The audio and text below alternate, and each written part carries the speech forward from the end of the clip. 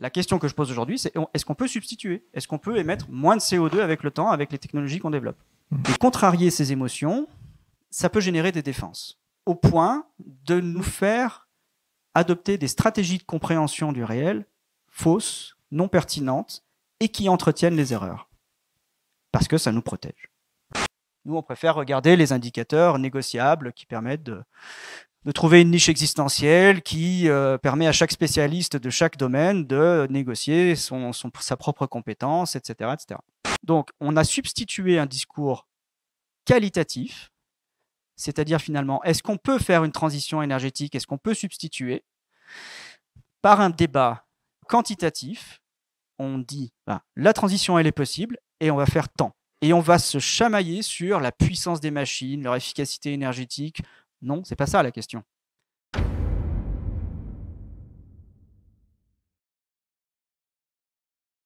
Je suis très content d'être là, déjà à Lausanne parce que j'aime bien cette ville, au Shift de surcroît parce que évidemment le Shift m'a apporté énormément depuis une dizaine d'années, depuis que j'explore ces questions d'avenir, d'énergie. Voilà, vous avez contribué avec Jean-Marc Jancovici à ma culture en physique, en énergie, en transition, on en parlera.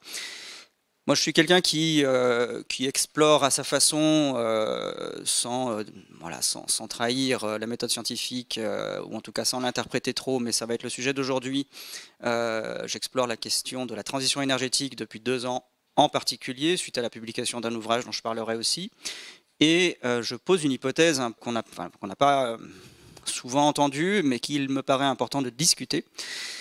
C'est l'idée, alors je ne vous fais pas un dessin, vous savez qu'on a encore battu le record d'émissions de CO2 à l'échelle planétaire cette année, voilà, vous êtes très au courant de ça. Et donc je me pose la question de savoir si effectivement, finalement, cette transition, elle servira ou pas à réduire les émissions de CO2, première question. Et la seconde, c'est finalement, est-ce que cette transition ne va pas peut-être nous donner les moyens d'émettre encore plus de CO2 ? Alors voilà, c'est cette deuxième hypothèse qui est un petit peu rentre dedans, mais je pense qu'elle est très importante à poser, notamment parce que les records ne cessent d'être battus chaque année qui passe. On va aborder cette question avec une approche peu habituelle, et j'essayerai d'être aussi pédagogue que possible, et vous n'hésiterez pas à me poser des questions, et on va essayer d'échanger autant que possible au cours de cette intervention. Et on va commencer par quelques illusions perceptives. Qu'est-ce que vous voyez là? Deux visages face à face et un vase. Du noir et du blanc. Du noir et du blanc, certes. Alors une partie d'entre vous voit 2 visages, une autre partie d'entre vous voit un vase. Bon, il n'y a ni l'un ni l'autre, hein. C'est un dessin qu'on appelle ambigu, hein. C'est un trompe-l'œil ou une illusion bistable. C'est comme ça que ça s'appelle, ça existe depuis un bon moment. Ce sont des figures qui sont faites pour tester notre capacité à interpréter le réel. Je fais très court, mais c'est important de comprendre que là, on va parler interprétation du monde, avec nos sens et notre cerveau. Notre corps, nos sens et notre cerveau. Ici, vous voyez plutôt des trous convexes ou des trous concaves, et surtout, lesquels sont convexes et lesquels sont concaves. Ah oui, ça bouge, oui. En plus, ça bouge. Est-ce que vous voyez des trous convexes et concaves déjà? Ah, super. Alors 5 et 1, il y en a 5 qui sont d'un côté et 5 qui sont de l'autre. Ils sont convexes ou concaves en fonction de quoi? En fonction de l'ombre. Ok. Alors en fait, j'ai vérifié tout à l'heure en arrivant, l'écran est plat.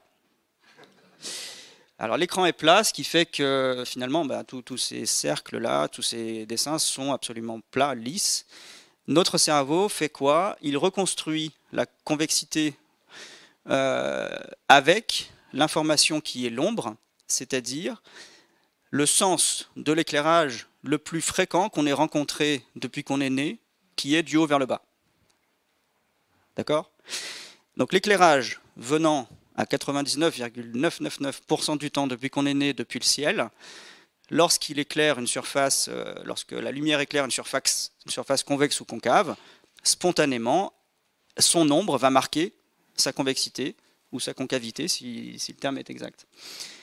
Et du coup, quand on a une surface plate, avec une ombre, spontanément, on l'interprète en fonction de l'éclairage. D'accord? Donc, on fait du sens là où il n'y en a pas. Vous êtes d'accord? Très bien. Je reviens, on fait du sens là où il n'y en a pas à partir des probabilités des choses qui se passent dans le monde, c'est-à-dire les probabilités que la lumière arrive du haut ou du bas. Ici, pareil, on passe vite, hein, mais la trace de pied à gauche n'est pas possible, vous êtes d'accord? À moins que vous la voyiez dans l'autre sens. Moi, je vois une trace convexe à gauche et concave à droite. Comme vous? Ah, voilà. Très intéressant.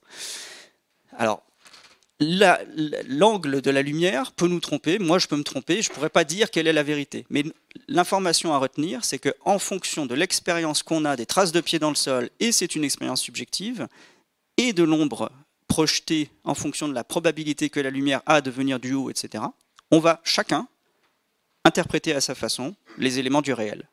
Information supplémentaire, on ne voit pas tous le monde de la même façon. Du tout. D'accord ?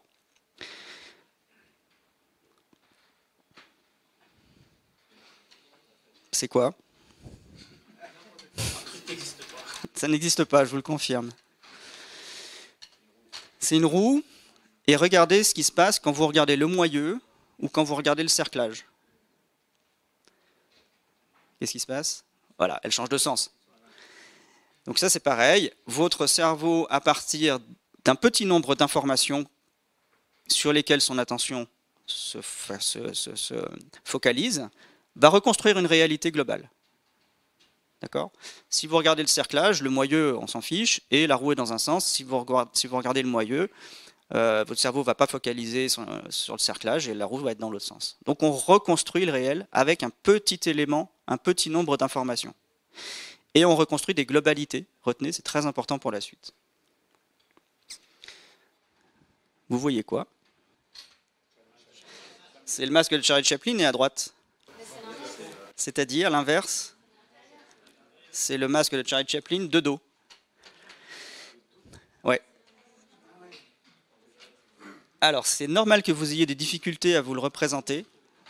Le masque qu'on met sur le visage à gauche, on voit la face avant, et puis on le retourne, et effectivement, quand on le voit de dos, il n'y a pas de couleur, il n'a pas été peint, donc on voit un visage sans ses sourcils, etc. Sauf que notre cerveau en fait un vrai visage convexe. Parce que les visages concaves, ça n'existe pas. Enfin, j'en suis sûr. D'accord? Donc là, il est sûr que sur cette photo, il y a une image d'un creux, et vous ne le voyez pas. Impossible de percevoir. Il faut forcer pour voir un creux, là où c'est factuellement un creux. D'accord? Très bien. Donc là, on a introduit l'angle de ma conférence, on reconstruit le réel, en fonction des informations dont la probabilité est la plus grande, c'est-à-dire le nombre de fois qu'il s'est passé quelque chose dans le passé va nous préparer à percevoir quelque chose qui est dans l'avenir. D'accord ? Plus que ça, ça va transformer notre perception de l'avenir. On va voir l'avenir en fonction des probabilités des causes de ce qui s'est passé dans le passé. Est-ce que c'est suffisamment clair? Je sais que vous êtes nombreux à être ingénieurs, voilà. Est-ce que vous reconnaissez cette équation? Est-ce qu'elle a déjà été vue? Oui, qui veut la décrire mieux que moi, du coup? Ce que je dis, c'est que effectivement, il s'agit de probabilité conditionnelle, mais ne me demandez pas d'interpréter. D'accord. Cette équation, c'est la forme la plus simplifiée de l'équation dite de Bayes. D'accord? Et l'équation dite de Bayes, c'est en gros ce que je viens d'expliquer, c'est-à-dire une équation qui permet, lorsqu'on mesure un événement, d'en expliquer les causes les plus probables en fonction des informations qu'on a sur les causes probables. D'accord? Donc ce n'est pas des probabilités qu'on dit fréquentistes, où on met des éléments chiffrés tels qu'on les a, on les fait tourner dans une machine à calculer et on trace des courbes. L'équation probabiliste, elle va aller chercher des probabilités sur les causes elles-mêmes, c'est-à-dire sur les données d'entrée. D'accord ? Comme tout à l'heure, votre cerveau, quand il a interprété les formes concaves et convexes, en fait, il était allé chercher dans son expérience passée des perceptions concaves et convexes, celles qui étaient les plus probables pour faire du sens, avec ce que vous voyez sur l'écran. D'accord ? Donc votre cerveau, je fais très court, mais votre cerveau, c'est un calculateur probabiliste bayésien. D'accord ? Toute la journée, votre cerveau, je précise que je m'appuie là sur les modèles les plus récents des sciences cognitives, des neurosciences, qui expliquent le fonctionnement du cerveau autant au niveau perceptif que cognitif, et du coup la façon qu'on a d'interpréter, comprendre le monde et redonner l'interprétation qu'on en a. Donc votre cerveau, toute la journée, du matin au soir et même la nuit, il y a même des études sur les rêves qui montrent que les rêves sont finalement des tentatives de faire de sens avec des événements plus ou moins probables. Voilà, c'est des nouvelles explorations du sens des rêves. Donc votre cerveau fait ça toute la journée. Je fais deux exemples. Quand vous marchez dans la rue, en fait, votre cerveau ne perçoit pas, ne perd pas de temps à percevoir les murs droits. Pourquoi ? Parce que 99,999% du temps de votre vécu historique, les murs étaient verticaux. Et votre cerveau, il a pour objectif d'économiser du temps et de l'énergie. Parce que l'économie du temps et de l'énergie dans l'évolution, c'est quand même essentiel pour fuir les prédateurs ou pour aller très vite chercher sa proie. Donc l'objectif, c'est de ne pas être perturbé par les informations qui servent à rien, ne pas traiter des informations inutiles, c'est essentiel pour le système nerveux. Donc vous, quand vous allez sortir de la salle tout à l'heure, vous vous direz, je me promène dans Lausanne, essayez de vous dire que vous ne percevez pas. Quand je dis vous ne percevez pas, c'est que vraiment, la verticalité, ce n'est pas une information qui est traitée. Votre cerveau la reconstruit parce que les murs pas droits, c'est très rare. Et à quoi ça sert ? Ça sert à ce que votre cerveau reste vigilant à la perception des murs pas droits. D'accord ? Comme une proie dans une forêt amazonienne ne se fiche totalement de percevoir la totalité des feuilles vertes, parce que c'est une perte de temps, elles sont toutes vertes en moyenne. Par contre, c'est hyper important de voir qu'il y a un cougar qui n'est pas de la même couleur que l'environnement. Et ça, c'est ce que fait le cerveau. Il ne traite pas les informations qui sont statistiquement stables, et il traite les informations qui sont rares, les ambiguïtés, les improbabilités, etc., les surprises. C'est ce que fait votre cerveau tout le temps. Dernier exemple, lorsque vous regardez l'océan, en fait, vous ne percevez pas la lumière bleue. Vous l'avez perçu peut-être au début de votre vie, vous avez appris que c'était bleu. La cognition sociale fait qu'il y a une espèce de norme autour de la compréhension de ce que ça veut dire le bleu. Je ne rentre pas dans le détail, mais en fait, votre cerveau projette du bleu sur une substance en fait, qui n'est pas perçue authentiquement bleue. Imaginez si votre cerveau devait traiter absolument tous les photons qui arrivent de cette surface immense par l'œil et se dire à chaque photon, est-ce qu'il est bien de la bonne longueur d'onde pour me dire que cet océan est bleu ? Ce serait juste une consommation d'énergie pas possible. Donc il ne fait pas ça. Il vérifie en permanence que c'est juste. Vous voyez la différence ? L'océan n'est pas perçu bleu. Par contre, il perçoit là où c'est un peu plus nuancé, par exemple là où il y a un reflet de soleil. Là, il va le voir, il va le percevoir, et hop, il va traiter cette information. Donc ça sera uniformément bleu avec une surprise, un rayon du soleil reflété dans l'océan. Voilà, est-ce que ça vous va ? Et donc, je suis obligé, moi, de partir de ces informations-là, que je travaille depuis pas mal d'années, qui m'interpellent beaucoup, parce que tout ça, c'est de l'interprétation du monde, et c'est les premiers substrats des biais qu'on peut construire individuellement et collectivement pour comprendre, interpréter le monde, en faire du sens, et transmettre l'information, et éventuellement engager des réflexions collectives. C'est le sujet d'aujourd'hui, la transition énergétique. La suite de mon exposé, c'est finalement ça. C'est pas un dauphin, vous aurez compris. Ça, c'est la reconstruction collective d'une image de dauphin qui est normée parce qu'à chaque fois qu'on a vu un dauphin à la télé, qu'on en a parlé et que l'opération s'est répétée, on s'est tous mis d'accord pour dire que tel ensemble d'informations, ça correspondait à un dauphin. Mais là, schématiquement, nous ne percevons pas vraiment un dauphin, nous reconstruisons à partir des éléments essentiels du dauphin. Donc on peut partir de la courbure du dos, du fait qu'il y a un aileron, du fait que sa mâchoire soit très typique, la couleur, etc. On prend ces éléments-là, on vérifie que c'est juste, et puis après, on ne perçoit plus vraiment. Si je devais animer ce dauphin, on serait surpris, et du coup, on serait interpellé, et on se remettrait à percevoir. Un autre exemple, quand il pleut, quand il se met à pleuvoir, vous percevez très fort les premières gouttes de pluie, parce qu'elles vous surprennent. Elles sont surprenantes, donc en termes d'intensité sonore vécue, elles prennent beaucoup de place. D'accord ? Par contre, les milliards d'autres gouttes de pluie autour de vous, quand il pleut vraiment, vous ne les percevez plus du tout aussi fort que la première, sinon ce serait insupportable. Donc votre cerveau filtre aussi l'information en fonction de la probabilité. Une fois qu'il pleut, la probabilité que les prochaines gouttes soient encore de la pluie est extrêmement grande, donc votre cerveau ne perçoit plus. C'est intéressant.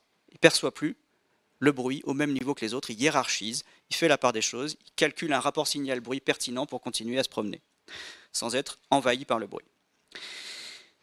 Bien, j'ai une question du coup. Est-ce que la tomate, c'est un fruit ou un légume? Les deux, mon capitaine. Les deux? Bah oui, alors les deux, mais ça dépend dans quel contexte. Le contexte fait beaucoup dans l'interprétation qu'on a des événements.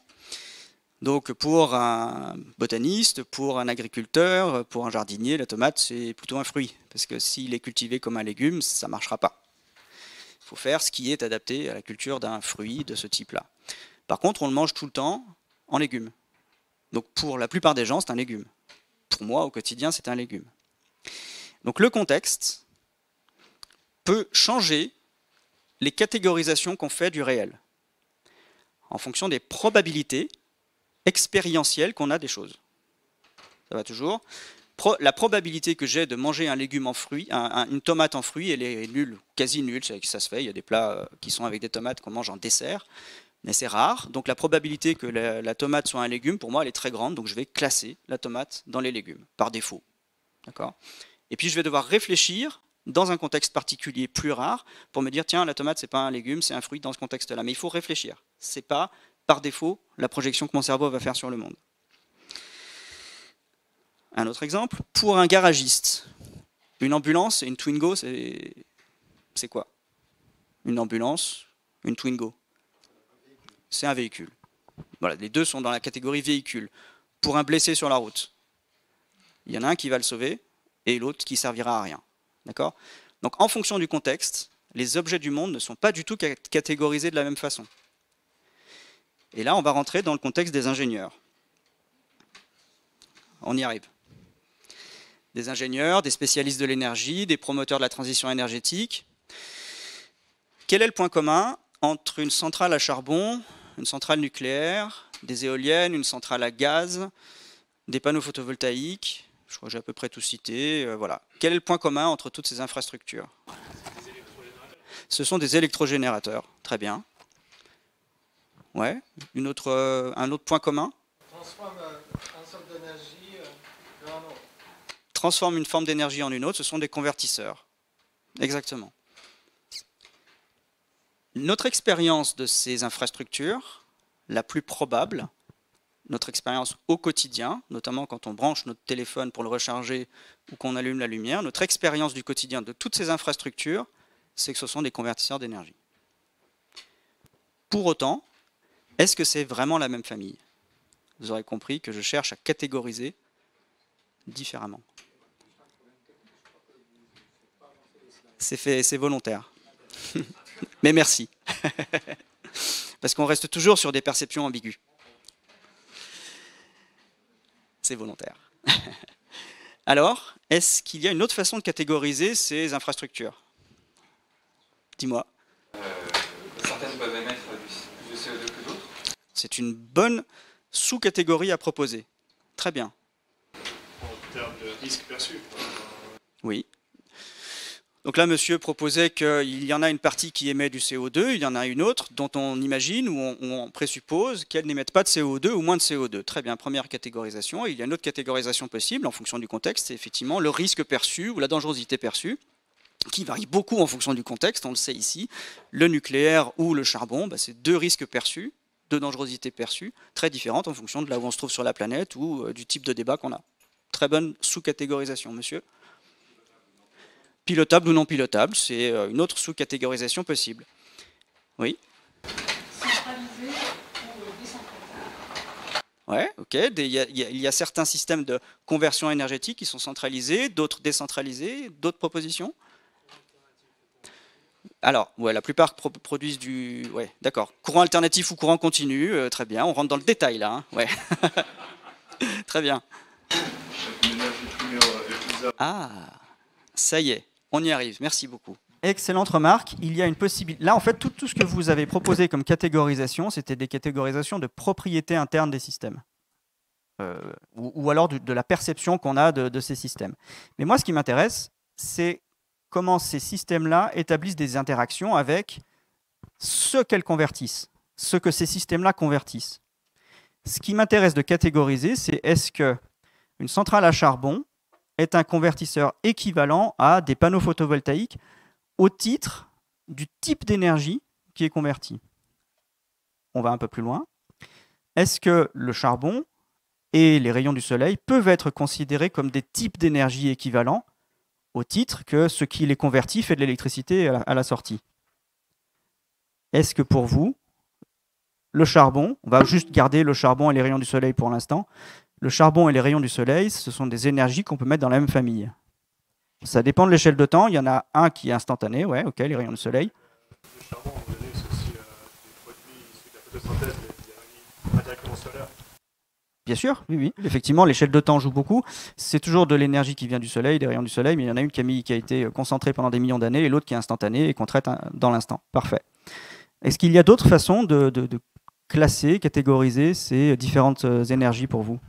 On pourrait dire l'un a un niveau d'énergie plus élevé que l'autre, c'est-à-dire le charbon, quand il n'est pas brûlé, il a un niveau d'énergie plus haut. Quand il est brûlé, il a un niveau d'énergie plus bas puisqu'il a produit du CO2, de l'eau, etc. Le photon aussi, j'imagine que quand il bouge, il a de l'énergie. Une fois qu'il n'est plus là, il n'est plus là. Donc, ah oui, alors la qualité exergétique de toutes les énergies qui sont dissipées et consommées décroît. Oui, oui, effectivement. Donc, mais ça, c'est propre à toutes les énergies. C'est un point commun, si vous voulez ça. Quand on consomme une énergie, elle est dissipée. C'est ce que vous vouliez dire.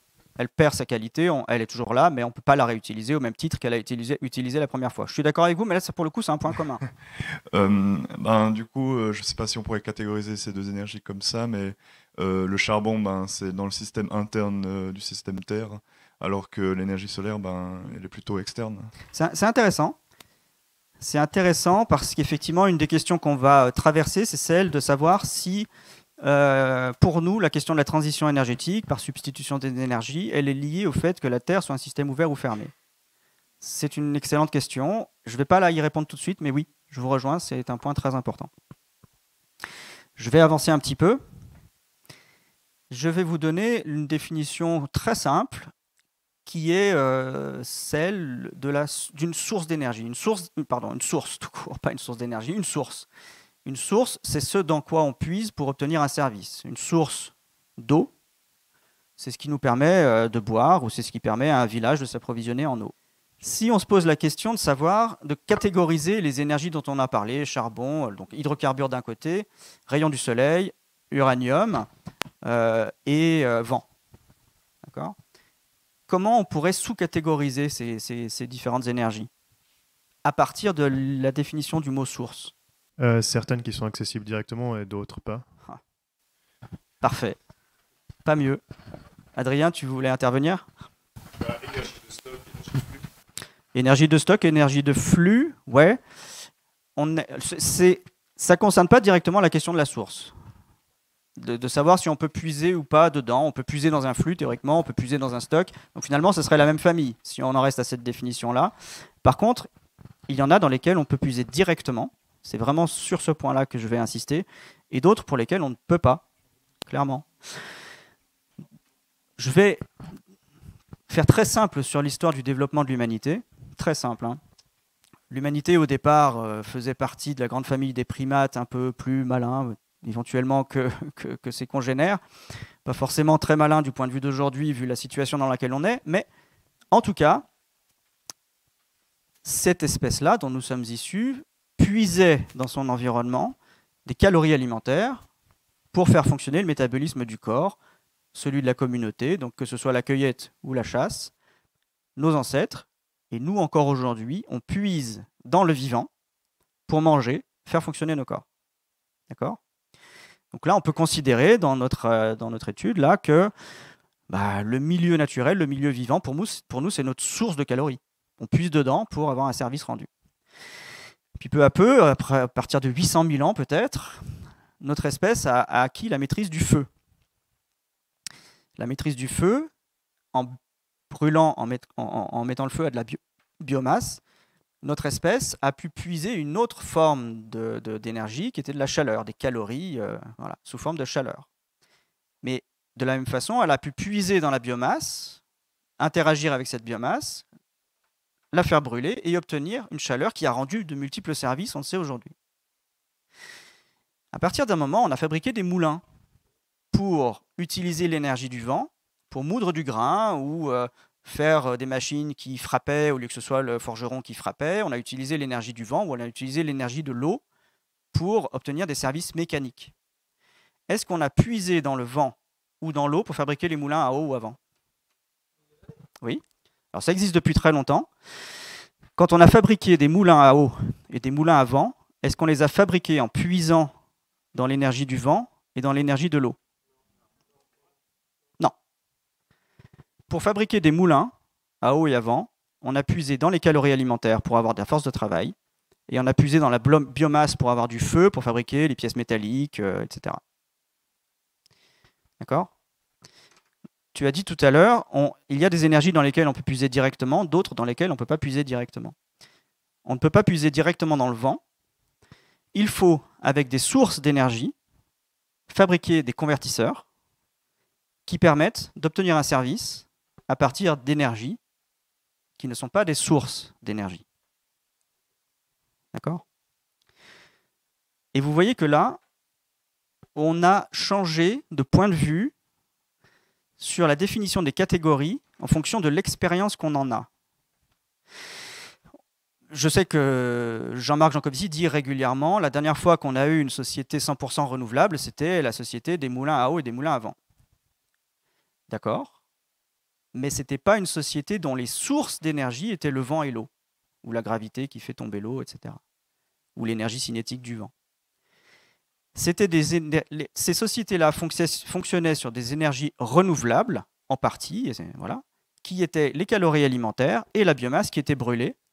Le vent et l'énergie cinétique de l'eau étaient des énergies de complément ou des énergies additionnelles, des énergies d'appoint qu'on ajoutait, mais dans lesquelles on n'a pas du tout puisé pour obtenir un service direct.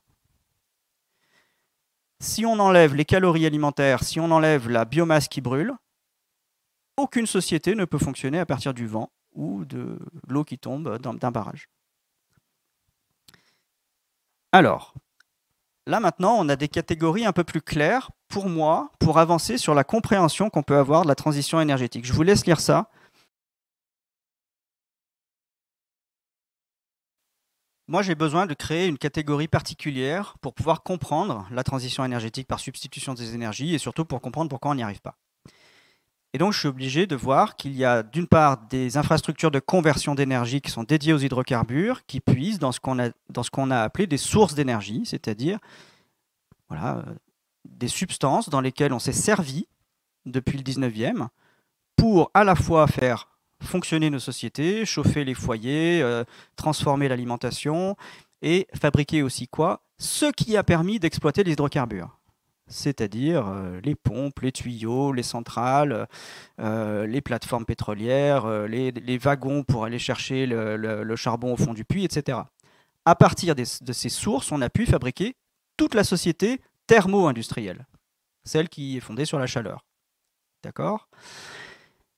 Mais ici, on a des infrastructures de conversion qu'on a l'habitude de mettre dans la même famille que les centrales à charbon, mais qui ont quand même des propriétés différentes, non pas par elles-mêmes, mais parce qu'elles convertissent des énergies qui ont des propriétés différentes, que j'appelle donc des ENS, c'est-à-dire des énergies dites de substitution, parce qu'on aimerait bien qu'elles se soustraient aux hydrocarbures, sauf que ce n'est peut-être pas du tout la même famille. Ces infrastructures-là ne convertissent pas des sources d'énergie. Elles convertissent de l'énergie qu'il y a dans le milieu. Il y a de l'énergie dans le vent, il y a de l'énergie dans l'eau qui tombe, d'accord ? Mais on ne peut pas puiser ni dans le vent ni dans l'eau pour fabriquer les infrastructures qui permettent d'exploiter ces énergies. D'accord? Bon. Alors, une fois qu'on a dit ça, on peut par exemple se demander si on a une centrale à charbon qui est en panne, c'est un exemple. Hein. Elle ne marche pas, elle dysfonctionne. Il se trouve que... on imagine qu'on est encore au 19e, une centrale à charbon ne fonctionne pas, puis la mine n'est pas encore totalement inexploitable en termes de difficultés parce que le charbon affleure encore, il suffit de surexploiter des ouvriers, de les maltraiter et d'aller à la main chercher du charbon. On peut encore aller puiser dans une source pour reconstruire un fourneau, faire la pièce métallique qui permet à la centrale à charbon de remarcher après son dysfonctionnement. Donc quand une centrale à charbon s'arrête de fonctionner, en gros, on a encore accès à la source. D'accord ? Dans la mesure de son accessibilité. Aujourd'hui, c'est plus difficile, évidemment. Le charbon, le gaz, le pétrole sont beaucoup plus difficiles d'accès. Mais en tout cas, par exemple, on pourrait stocker, et d'ailleurs on le fait, on peut stocker facilement de la source dans laquelle on repuise. De la source elle-même. Hein. Quand une éolienne s'arrête, on n'a plus accès au vent. On ne peut pas puiser dans le vent pour réparer l'éolienne. On ne peut pas stocker du vent. D'accord ? On peut stocker le produit de conversion, très mal, l'électricité, mais on ne peut pas stocker du vent. On ne peut pas stocker des rayons du soleil. On ne peut pas puiser dans les rayons du soleil. Je parle surtout des ENR là, mais c'est pareil pour l'uranium. On peut faire des stocks d'uranium. Je vous défie de puiser dans l'uranium pour faire une centrale nucléaire. C'est plutôt risqué, je vous recommande de ne pas le faire. D'accord ? L'uranium, ça ne fait pas d'énergie. Il y a de l'énergie dedans, mais il faut une infrastructure extrêmement complexe pour en capturer l'énergie, la convertir en quelque chose d'exploitable. Donc l'uranium non plus, ce n'est pas une source dans cette classification. Bon. Du coup, quand on a un problème de maintenance, et c'est ce qu'on a en ce moment en Europe, en France en particulier, avec cette corrosion sous contrainte dont on parle beaucoup, les centrales nucléaires ne marchent pas, on ne peut puiser que dans les hydrocarbures pour avoir les moyens de réparer ce qui ne marche pas. On ne peut pas puiser dans l'uranium qui n'est pas converti en énergie. Bien. Donc ici, on a un gros problème qui nous expose à une limite potentielle de la transition énergétique, c'est comment on va entretenir toutes ces infrastructures, centrales nucléaires, éoliennes, panneaux photovoltaïques, qui, lorsqu'elles dysfonctionnent, ne permettent pas d'exploiter la source qu'elles convertissent. On est obligé d'aller rechercher une autre source, pour reprendre le vocabulaire et les concepts de Prigogine, dans un système fermé. On peut apporter de l'énergie pour que celui-ci puisse se transformer à notre guise, de la matière, dans ce cas-là c'est un système ouvert. Mais si, pour la transition énergétique, le flux d'énergie qu'on peut utiliser pour maintenir ces infrastructures ne peut être que des hydrocarbures, parce que le vent n'est pas une énergie externe à ce système pour alimenter ce système en flux d'entropie, comme dirait Prigogine, on a un écueil conceptuel. On a un truc qui ne marche pas pour substituer. Je vous repose la question différemment. Comment on pourrait substituer si, lorsqu'on a par exemple fait un kickstart, quel que soit le mix, je m'en fiche, ce n'est pas la question d'aujourd'hui, avec tant d'éoliennes, tant de panneaux photovoltaïques, tant de centrales nucléaires, ces ENS, c'est-à-dire ces énergies dites de substitution. On a fait notre parc mondial, plein de kilowattheures produits, on a tout ce qu'il faut en termes de puissance, de flux, voilà. On a notre parc. Et on dit, on arrête d'utiliser les hydrocarbures, c'est ça l'objectif. Pour moi, et je suis là pour ça, je suis là pour qu'on discute de cette hypothèse-là. Pour moi, ce parc terminé, flambant neuf, avec une durée de vie, parce qu'une fois qu'on a fait ce parc, évidemment qu'il fonctionne. Centrale nucléaire, ça fonctionne un temps, d'accord. Mais forcément, une machine, ça se détériore. L'entropie va faire son jeu, l'irréversibilité des transformations chimiques dans les panneaux photovoltaïques, des pièces mécaniques dans les éoliennes, ou de la cuve, la corrosion de la cuve, tout ça, ce sont des processus de transformation irréversibles, irrémédiables, sur lesquels on n'a pas la main. Donc forcément, ces machines vont s'arrêter de fonctionner un jour, comme ce micro, cet ordinateur, et moi aussi, pareil. Ça va s'arrêter un jour de fonctionner. On a donc décidé d'arrêter de puiser dans les hydrocarbures, et on a ces machines qu'il faut entretenir. Sauf qu'on l'a dit tout à l'heure, comme on a sorti les hydrocarbures, le vent, les rayons du soleil et l'uranium d'une catégorie qui n'était pas vraiment commune en fait, ce ne sont pas des sources d'énergie équivalentes, on ne peut pas puiser dans le vent pour faire une éolienne, du coup, pour entretenir ce parc, dans quoi on va puiser ? La biomasse. Alors la biomasse, effectivement, c'est une source d'énergie. Et c'est d'ailleurs proposé en partie pour servir en énergie nos sociétés. On peut puiser dans la biomasse. Évidemment, ça pose quantité de problèmes. Est-ce qu'il y en aura assez ? Est-ce que ce n'est pas en concurrence avec l'agriculture, etc. Mais effectivement, la biomasse, c'est bien une énergie externe, une source d'énergie dont on pourrait se servir pour réparer. Très bien. Je me permets de faire un peu l'avocat du diable, mais le parc mondial de machines ne risque pas de tomber en panne en même temps, et du coup, on pourrait faire du couplage sectoriel. Et typiquement, refondre des pièces pour réparer l'éolienne avec, par exemple, via l'électrolyse de l'eau, récupérer de l'hydrogène pour les processus industriels, ainsi de suite. Donc, enfin, qu'est-ce que vous répondez par rapport à ça? Donc, ça voudrait dire que ça part du principe que toutes les machines tomberont pas en même temps, alors qu'on pourrait éventuellement... Effectivement, ça c'est une bonne réponse, dans le sens où elles ne vont pas tomber en panne en même temps. Sauf que, on va dire, ce parc est installé et il produit X. D'accord? Il produit X et la société se sert de X moins un pourcentage parce qu'elle se dit, bah, ce pourcentage-là, c'est ce que je remets dans le système pour le réparer. Et ce pourcentage, je vais estimer qu'il est suffisamment grand pour que ça marche longtemps. Donc la maintenance, elle est assurée parce que voilà, j'ai quand même bien fait mon kickstart et toutes mes ENS sont suffisantes pour avoir un flux d'énergie supplémentaire que je remets, qui traverse la société humaine, son industrie, et qui revient aux machines pour les faire fonctionner. Simplement, à chaque fois qu'une machine va tomber en panne, eh ben, ce pourcentage-là, il va être sollicité pour un peu plus d'énergie parce que, et c'est terrible, mais la thermodynamique dit, l'entropie dit, c'est qu'à chaque étape de transformation, pour revenir à un niveau équivalent, il faut plus d'énergie. Donc bien sûr que ça marche un temps. Je ne dis nulle part, il est impossible de faire un parc de transition énergétique, un parc nucléaire, un parc d'éolien, etc.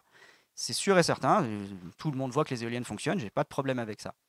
Simplement, une fois que c'est installé, le temps va demander de plus en plus de ce pourcentage d'énergie prévu pour la réparation et de plus en plus de façon irrémédiable.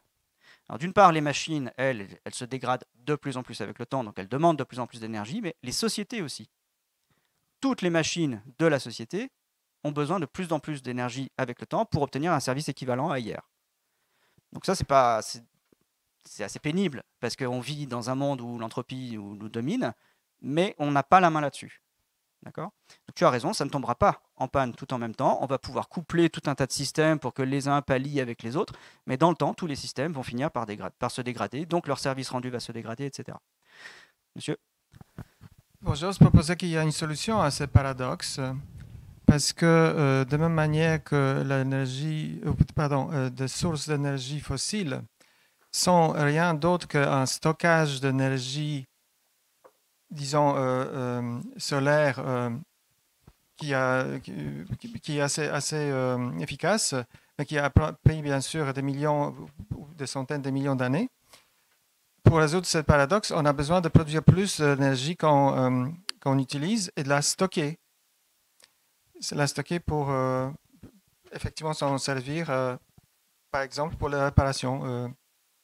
Oui, ça revient à ce que disait monsieur, c'est-à-dire que bien sûr qu'on va pouvoir ponctuellement stocker un peu d'énergie pour pallier les problèmes qu'on pourra avoir. C'est d'ailleurs ce qu'on essaye de faire. Voilà, il y a quantité d'études sur le stockage de l'énergie. Mais ça ne résout pas le problème. C'est-à-dire qu'une fois qu'on a puisé dans ce stock, ce pourcentage, cette marge de manœuvre qu'on s'est autorisée, une fois qu'on a puisé dedans, on a moins de moyens qui sont dedans, et puis il y a de plus en plus de demandes, puisque les infrastructures se dégradent de toute façon. Donc oui, vous avez raison, mais ça ne résout pas l'écueil conceptuel que je souligne. Dans tous les cas, on va avoir besoin d'une énergie extérieure, d'une ressource.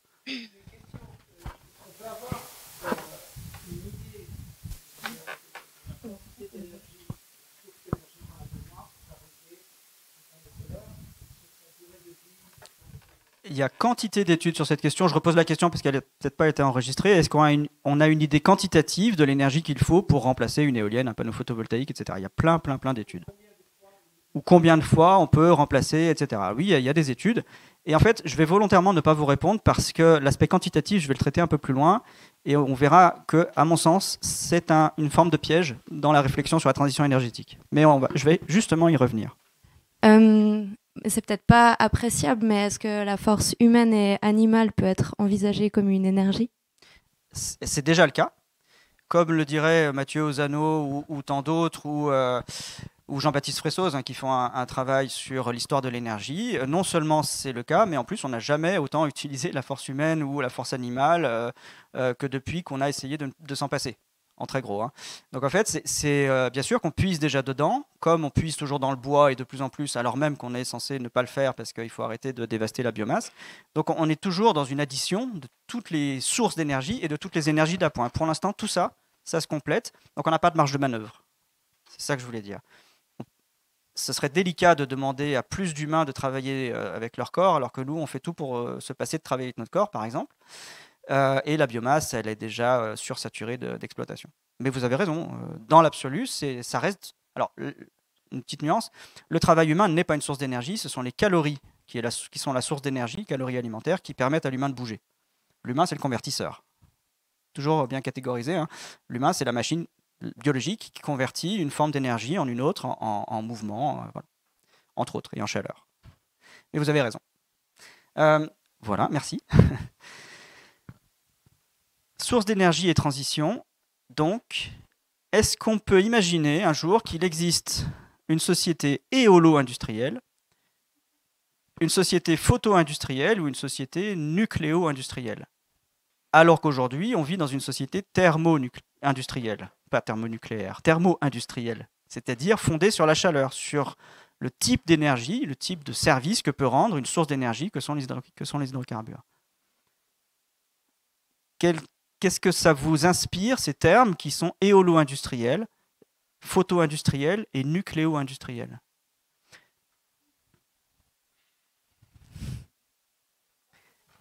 C'est pas très vendeur. Qu'est-ce qui se passe ici, là, dans cette grande zone, là, en 2060? Soit on a décidé de se passer des hydrocarbures, soit de toute façon, on s'en passe parce qu'il n'y en a plus assez. Voilà.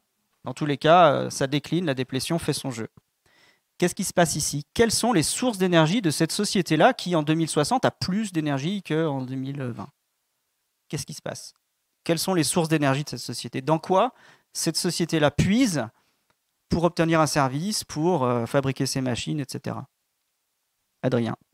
En fait, on pourra toujours taper dans les hydrocarbures, c'est juste qu'on fera du CCS, comme dit le GIEC. Ah oui, bah oui, bien sûr. On pourra faire de la capture carbone, c'est ça? Capture et stockage de carbone.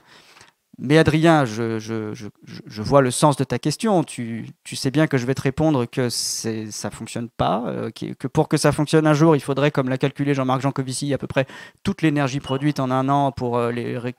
C'est toi qui as fait le calcul. Bon, ben voilà. Donc,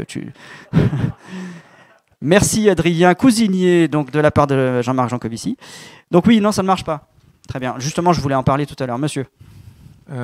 J'ai vu quelque part que si on mettait des panneaux solaires dans le Sahara, on faisait un carré de 100 km de côté de panneaux solaires, ça suffirait à produire assez d'électricité pour satisfaire le monde entier. Alors, que l'électricité, mais j'imagine que si on mettait par exemple 1000 km² de panneaux solaires, ça pourrait peut-être suffire à remplacer toute l'énergie mondiale. Et donc dans ce cas-là, on aurait une société photo-industrielle. Photo-industrielle. Ouais. Dans l'absolu, je ne dis pas que ça n'est pas possible. Dans l'absolu, fantasmons. La société d'aujourd'hui, d'ailleurs c'est le projet de certains long-termistes, de certains prescripteurs pour demain, on fait de très gros efforts aujourd'hui. On fait des coupes franches de la sobriété à fond et tout ce qu'on peut tirer de marge, on l'investit dans la transition et on fait un parc. Alors vous proposez photovoltaïque, mais ça pourrait être un parc d'éoliennes massif sur toute la planète, de centrales nucléaires. On fait ça. Ça marche. En théorie, ça marche. Mais combien de temps ça marche, sachant qu'à chaque fois qu'il y aura une panne pour le système photovoltaïque en Afrique du Nord, à chaque fois qu'un panneau sera cassé, ce système produira moins d'énergie. Donc la société en aura moins et ne pourra, puisqu'elle n'a pas d'hydrocarbures, elle ne pourra pas puiser dans un surplus d'énergie qu'elle n'aura plus pour refabriquer ce panneau, puisqu'elle ne peut pas puiser dans les rayons du soleil directement. C'est ça le souci, c'est qu'une fois que c'est installé, avec quelle énergie extérieure on entretient ça? Ça ne sera pas les rayons du soleil qui ne sont pas des sources d'énergie, on ne peut pas puiser dedans directement, comme disait monsieur. Il faut faire très attention, c'est qu'on est dans une société thermo-industrielle, c'est parce qu'en fait, énormément de niveaux d'innovation technologique se sont liés à la chaleur. Par exemple, l'âge du cuivre, c'est parce qu'on savait faire à peu près 800 degrés. L'âge de l'acier ou du fer est arrivé parce qu'on savait faire 1500 degrés. Donc, en fait, à travers le mot thermique, en fait, il y a tous nos usages d'objets et de fabrication qui sont derrière. En fait, si on fabrique la même quantité d'énergie en électricité, on n'aura pas du tout les mêmes usages. Et donc, en fait, c'est pas en faisant X dizaines de milliers de térawattheures électriques que la partie sera gagnée, quoi. Parce que typiquement, en industrie, à l'heure actuelle, sur tout ce qui est fabrication de l'acier, fabrication du béton, etc., avec de l'électricité. On ne sait pas faire. On sait faire pour les trucs faciles, donc le chauffage, mettre des pompes à chaleur, voilà, les véhicules électriques. Et là, on a des pistes technologiques dans l'industrie. Bon, c'est pas gagné quand même, hein. Donc voilà, c'est pas une question de volume énergétique. Avec de l'électricité, on fera pas la même chose qu'avec la chaleur. Oui, on en revient à la classification des types d'énergie qu'on utilise. C'est une société électro-industrielle, c'est pas une société thermo-industrielle. Je crois qu'il y avait une autre question devant, monsieur. Le commentaire, c'est que dans cette hypothèse de panneaux solaires du Sahara, on ne peut pas les renouveler avec du solaire, mais on voit qu'il nous reste encore un petit peu de fossiles là, dans notre histoire. Donc on n'a qu'à puiser encore dans le reste du fossile qui nous reste, et puis Bien sûr. c'est bon. Mais d'ailleurs, il y a des modèles qui envisagent que la transition se fasse avec 10-15% de marge de manœuvre en hydrocarbures. Voilà, très bien. Donc ça, c'est tout à fait c'est prévu, c'est ce qui est modélisé. La question, c'est combien de temps ça marche. En plus du fait qu'une société électro-industrielle, ce n'est pas une société thermo-industrielle, donc comme le dit Adrien, on n'a pas les mêmes services rendus. Et surtout, théoriquement, ça marche, mais combien de temps? Parce que de toute façon, les hydrocarbures, il y en aura de moins en moins. Ça demandera de plus en plus d'énergie pour aller les chercher, on le sait déjà. Et à chaque étape de réparation, le système dit de substitution lui-même va être plus exigeant en énergie, etc. etc. Je ne dis pas que rien n'est possible. La question, c'est de savoir si ça marche, combien de temps. Et la dernière question, c'est si ça se substitue vraiment. Parce que si déjà ici, là, en haut ici, on a, dès qu'on installe des énergies dites de substitution, un besoin en maintenance qui croît avec le temps, alors qu'à cette période-là, la demande en énergie croît des sociétés, au niveau mondial, on a des courbes qui vont à l'opposé les unes des autres. Ici, on a une déplétion. Ici, on a une demande croissante en énergie extérieure parce que le vent, les rayons du soleil et les atomes d'uranium ne peuvent pas honorer la demande ici. Donc, on a une demande d'ici qui va dans les hydrocarbures, alors que la demande globale des sociétés augmente.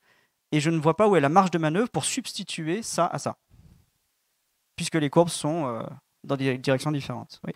Est-ce qu'on peut imaginer une solution qui fait une sorte de court-circuit, enfin un échange entre les deux mondes, photons et puis fossiles? Par exemple, les algues, c'est finalement de l'énergie solaire. On pourrait imaginer une culture, je sais pas, le lac Léman, on pourrait faire une culture d'algues, ça serait de la biomasse qui permettrait de récupérer les rayons de soleil et de faire de la haute température pour faire de l'industrie. Bon, Adrien répondrait sans doute mieux que moi, mais les études sont faites là-dessus. Les possibles en termes d'utilisation de cette forme de biomasse pour obtenir de l'énergie à notre niveau de besoin sont juste ridicules. Et vu que ça demande une mise en culture particulière, spécifique, c'est-à-dire un apport d'énergie finalement au système, on n'est pas tout à fait dans une source d'énergie au sens strict. Au départ, il faut quand même fabriquer une infrastructure et il n'est pas sûr que cette infrastructure puisse boucler sur elle-même pour satisfaire ses propres besoins. Mais de toute façon, les possibles là-dessus sont, je vous en discuterai avec Adrien, vraiment ridiculement faibles. Ouais. Moi, j'ai un petit problème de compréhension sur pourquoi le système finirait nécessairement par se gripper, en fait. Parce que d'un point de vue théorique, on dit qu'il y a une augmentation de l'entropie dans un système fermé, mais le système Terre, ce n'est pas un système fermé, on reçoit en permanence de l'énergie solaire. Le système Terre reçoit en permanence de l'énergie solaire, mais ce n'est pas une source d'énergie pour les sociétés humaines. Donc les structures dissipatives que nous sommes, en tant que société thermo-industrielle, ne sont pas auto-organisées, auto-réparées par ce flux d'énergie. Ce n'est pas une source d'énergie pour les sociétés humaines. C'est une source d'énergie pour les plantes, qui s'auto-organisent à partir de ce flux d'énergie. Les sociétés humaines, sans éoliennes, sans panneaux photovoltaïques, ne récupèrent pas l'énergie du soleil directement et elles ne peuvent pas s'auto-organiser à partir de cette énergie. Ce n'est pas une source. Elles peuvent la récupérer en tant qu'énergie d'appoint en ayant fabriqué une infrastructure à partir d'une source qui est les hydrocarbures, qui est un stock d'énergie solaire fait sur des centaines de millions d'années. On en parlait tout à l'heure. La question de savoir si... Alors je l'ai entendu, mais des dizaines de fois cette réponse. Il n'y a pas de problème pour la transition énergétique parce que la planète Terre est un système ouvert. Ça n'a aucun sens en physique. Je vais me faire cingler parce que je n'ai pas le droit de dire ça avec autant d'aplomb. Ça n'a aucun sens si on se souvient que pour fabriquer des panneaux photovoltaïques, on ne le fait pas avec les rayons du soleil. Que la planète Terre soit ouverte sur des rayons du soleil, très bien. Nous ne faisons pas de photosynthèse.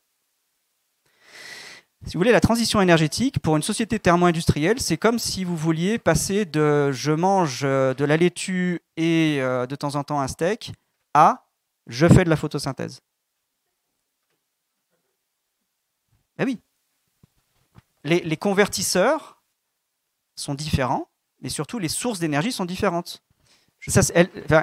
On pourrait rentrer dans le détail, mais la société thermo-industrielle ne s'appelle pas thermo-industrielle pour rien. Elle s'appelle thermo-industrielle parce que la source dans laquelle elle puise fait de la chaleur. Les photons, individuellement, même en masse, portent très peu d'énergie. Voilà, Jean-Marc dit très bien que dans le vent, c'est extrêmement diffus comme source d'énergie, pas comme source d'énergie, comme énergie présente dans le milieu dans laquelle on récupère de l'énergie, c'est pas une source. Voilà. Donc, cette réponse-là, on n'a pas de problème de transition parce que la planète Terre est un système ouvert. Pour moi, elle n'est pas pertinente. Elle est réfutée par elle-même, si vous voulez. Sauf si on peut faire de la photosynthèse aussi. Voilà. Je vais Madame juste poser une question ou peut-être rajouter un point. Parce qu'il me semble que vous posez la question comment est-ce qu'on fait pour utiliser l'énergie du soleil pour garder le parc informatique, le parc énergétique à plomb. Mais vous ne nous avez pas parlé de stockage d'électricité ou du minerai qui est nécessaire pour fabriquer les panneaux ou fabriquer les batteries qui pourraient apporter un complément. C'est quelque chose que vous allez couvrir? Oui, mais on peut stocker, j'ai pas de problème là-dessus. Simplement, on ne stocke que des choses, par définition, qui vont se vider et qu'il faut réalimenter. Donc oui, bien sûr qu'on pourra faire tampon, et on le fait déjà. On a des systèmes qui font tampon, et puis la résilience énergétique qui est promue dans les rapports du GIEC, c'est écrit comme ça, il faut des systèmes énergétiques résilients pour un développement résilient. Tous ces systèmes-là parient sur tous les moyens qu'on a à disposition, dont le stock, dont voilà, le maillage suffisant entre tous les systèmes énergétiques. D'ailleurs, c'est écrit comme ça. C'est assez confus d'ailleurs. C'est-à-dire qu'on ne sait pas tout ce qu'il faut relier. Si on peut relier des centrales nucléaires avec un peu une centrale à charbon quand la centrale nucléaire ne marche pas, il faut le faire aussi, quoi. Et en fait, c'est ça. La résilience de nos sociétés est fondée sur du stock, du maillage et de la flexibilité. Et vous le lirez effectivement dans tous les débats sur la transition énergétique, c'est ça la solution. Mais tout ce système-là, pour qu'il fonctionne sur le plan de ses besoins en tant que système dissipatif, il faut qu'il y ait une source. Et là, il n'y en a pas. Si les hydrocarbures dans lesquels on puise, il y en a de moins en moins, le vent n'est pas une source, on ne peut pas souffler sur ce système-là, même très fort. On ne peut pas. Je vais essayer d'imager un peu plus. Vous êtes l'été sur la plage, vous avez un feu de bois pour faire cuire vos grillades. C'est très facile et on sait faire ça depuis 800 000 ans, allumer les bûches pour faire griller les merguez. S'il y a du vent sur la plage, essayez d'en faire quelque chose. Les rayons du soleil, essayez d'en faire quelque chose. Vous n'y arriverez pas. Les atomes d'uranium, si vous êtes sur une plage polluée à l'uranium, parce que le vent du Sahara a soufflé et qu'on a balancé des bombes nucléaires il y a quelques années là-bas, donc il y a des éléments radioactifs, vous ne pourrez pas les récupérer et en faire quelque chose. On ne peut pas puiser dedans pour en faire quoi que ce soit. C'est ça la grande différence qualitative. Qualitative, retenez ça. Monsieur ? Oui, la conférence de Roland Lehoucq sur Dune, elle est dans la liste des conférences que je dois voir. Parce qu'il parle justement, il explique pourquoi sur la planète Arrakis ils sont coincés sans panneaux solaires, c'est parce qu'ils n'ont pas de pétrole pour démarrer le processus. Donc ça peut vous intéresser. Mais j'avais une autre question, plus sur le... Non, mais la vraie question c'est, quand je vois ce graphique, pour moi c'est assez évident que l'augmentation énergétique ça ne va pas arriver. Mais est-ce que la question c'est pas plutôt à quel point on arrive à étaler dans le temps la décrue énergétique pour qu'elle soit le moins violente possible? Ça c'est la question finale. C'est comment on va passer de nos sociétés avec leur consommation d'aujourd'hui à des sociétés qui consommeront avec le temps de moins en moins, sans avoir aucune certitude qu'on peut substituer quoi que ce soit à quoi que ce soit. Voilà, c'est ça la question. Et probablement qu'il faudra, comme Madame et d'autres le supposent, un peu de tout, comme le GIEC l'écrit, de la résilience énergétique, de la flexibilité, etc. La question que je pose aujourd'hui, c'est est-ce qu'on peut substituer? Est-ce qu'on peut émettre moins de CO2 avec le temps, avec les technologies qu'on développe? Ouais. Donc en fait, une autre manière de poser la question, c'est est-ce qu'on sera capable de faire une transition énergétique ou pas, en fait? C'est ça? Absolument. Ouais. Est-ce qu'on peut ou pas substituer des énergies les unes les autres À plus forte raison que là, je vous ai proposé une catégorisation qui fait que d'un côté, il y a des sources et de l'autre, il n'y a pas des sources, il y a des énergies d'appoint. Je pense qu'il faut aussi prendre en compte le taux de rendement énergétique. C'est un point qu'on n'a pas abordé. On va y venir. Ah ok. Bon, c'est un point qui a été abordé notamment par Pablo Servigne dans son livre Comment tout peut s'effondrer. Et si on prend le cas uniquement des panneaux solaires, c'est vrai qu'on voit qu'en fait, ils sont économiquement viables, cost-effective en anglais, c'est-à-dire qu'en fait, ils rapportent plus d'argent qu'ils ne coûtent. Et si on traduit ça sur le plan énergétique, c'est qu'ils produisent plus d'énergie qu'il ne faut pour les produire. Donc ils ont un taux de rendement énergétique intéressant. Et donc effectivement, si on n'avait plus de charbon pour les produire, bon, déjà on pourrait peut-être imaginer les produire à partir de la biomasse, qui est un convertisseur de l'énergie solaire. Mais je suis d'accord avec vous que là, on rentrerait en concurrence avec l'agriculture et que ça pourrait poser des problèmes. Mais indépendamment de ça, donc si on disait par exemple, on produit des panneaux solaires grâce à l'énergie d'autres panneaux solaires, il faudrait effectivement regarder quelle est l'énergie supplémentaire produite par le panneau solaire. Parce que s'il produit uniquement assez d'énergie pour en produire un autre, ça va servir juste à le remplacer une fois qu'il sera cassé. Et le bilan sera nul au final. Donc il faut regarder le delta qui va nous permettre de produire plus d'énergie. Est-ce que ça va suffire à alimenter le reste de la société pour simplement éviter l'effondrement, quoi? Deux choses. Une doléance de ma part, c'est de ne plus dire qu'on produit de l'énergie, parce que c'est extrêmement confusionnant. L'humanité ne produit pas d'énergie. Ça revient à la question des sources, en fait. L'humanité n'a jamais produit d'hydrocarbures, elle n'a jamais produit l'électricité qu'elle sort des hydrocarbures, elle convertit de l'énergie chimique en énergie électronique, électrique, voilà, en flux d'énergie différents. Elle convertit, en fait. C'est la seule chose qu'on sait faire. À force de lire et de dire qu'on produit de l'énergie, les gens y croient. Donc ils ont une attente, c'est de dire mais il n'y a pas de problème économique, moi ma retraite, j'ai pas de souci pour demain, puisque l'humanité, elle est capable de produire de l'énergie. Pas du tout. L'humanité, elle se sert dans son milieu de substances desquelles elle extrait de l'énergie comme elle peut, et c'est tout. Elle ne produit rien qui n'est pas déjà là. Deuxième chose, le taux de retour énergétique, on va en parler, mais vous avez dit qu'il se posait la question de savoir comment produire plus. En fait, on ne peut pas produire plus d'énergie dans un système qui est déjà au maximum de ses capacités de production, comme c'est le cas aujourd'hui, avec une demande en consommation d'énergie qui croît. Cette marge de manœuvre-là n'existe pas aujourd'hui. À l'échelle mondiale, elle croît. La demande, elle croît. Voilà. Donc, la demande croît, la production, elle stagne aujourd'hui, elle est délicate, mais elle va baisser probablement, très probablement. Donc, il y a une marge de manœuvre pour produire plus d'énergie si la demande descend plus vite que la déplétion. Et voilà. Donc, on pourra développer ça, mais en tout cas, pour l'instant, aujourd'hui, il n'y a pas de marge de manœuvre. Bon, voilà, très rapidement sur cette hypothèse que j'appelle du renforcement synergique des énergies, parce qu'au-delà du fait que je suis un peu sceptique sur la possibilité de faire une transition par substitution, la réalité montre exactement le contraire, mais ça, vous êtes très informés. Donc vous savez que la Russie a déployé 2 SMR sur des barges pour aller alimenter des contrées reculées autour de la Sibérie. Donc les SMR, en Russie, en tout cas, ça fonctionne. Les petits réacteurs nucléaires modulaires, comme celui-ci, là, ça c'est une image d'artiste. Aux États-Unis, le proof of concept, je crois, ou en tout cas la mise en œuvre théorique et industrielle a été validée. C'est possible d'en développer, ça a été autorisé. Et en France, il y a beaucoup de recherches et de soutien proactif de la part du gouvernement dans ces projets-là. Et la question qui se pose, c'est à quoi ça va servir. Alors du nucléaire civil pour alimenter des petites villes, des bourgs ou des sites industriels, c'est prévu, mais c'est aussi prévu avec un très fort lobbying pour aller alimenter l'extraction du pétrole dans les plaines de l'Alberta. Pourquoi ? Parce que les plaines de l'Alberta, elles sont éloignées, elles sont difficiles à approvisionner en fuel ou en électricité. Donc ce serait super de mettre un petit système de production de conversion de l'énergie atomique en électricité sur site, à pas trop cher, ou en tout cas avec un coût relativement gérable pour les industriels. Donc ça existe. Sur le plan technologique, manifestement en Russie, ça existe. Et sur le plan du lobbying, c'est très attendu au Canada. Et c'est pas vraiment, là pour le coup, les objectifs ne sont pas de réduire les émissions de CO2, c'est de continuer à exploiter des endroits difficiles, avec du pétrole difficile à sortir du sol. Ici, vous avez des projets qui sont déjà en fonctionnement, en Australie. Donc c'est compliqué, pareil, hein, même raison, c'est compliqué dans des endroits reculés d'approvisionner en fuel ou en électricité. Donc on installe sur place des panneaux photovoltaïques. Et c'est beaucoup plus économique, beaucoup plus facile à entretenir. Donc les industriels sont ravis et ils font des économies de coûts d'exploitation suffisants en tout cas. Je ne dirais pas considérables, je ne vais pas dire que c'est révolutionnaire.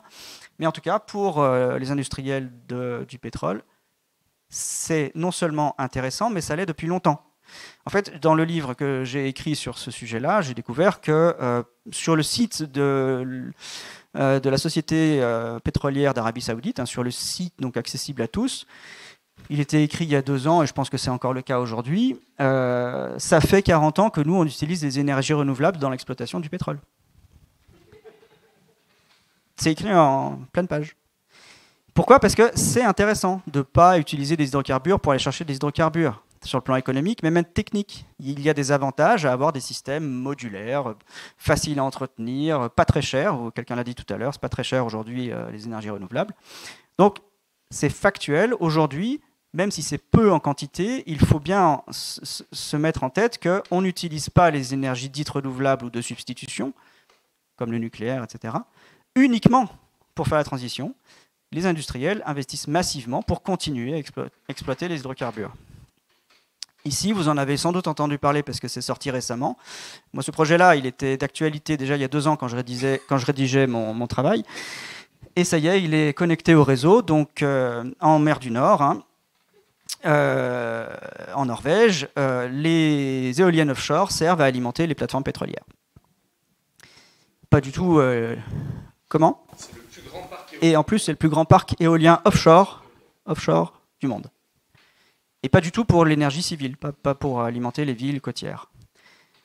Voilà, donc là, on a vraiment ce qu'on appelle une résilience, c'est-à-dire qu'on tient vraiment sur le plan industriel à maintenir les possibilités à exploiter les hydrocarbures au maximum, en utilisant tous les systèmes à disposition, y compris ceux qui sont censés permettre la décarbonation, pour ne rien changer finalement.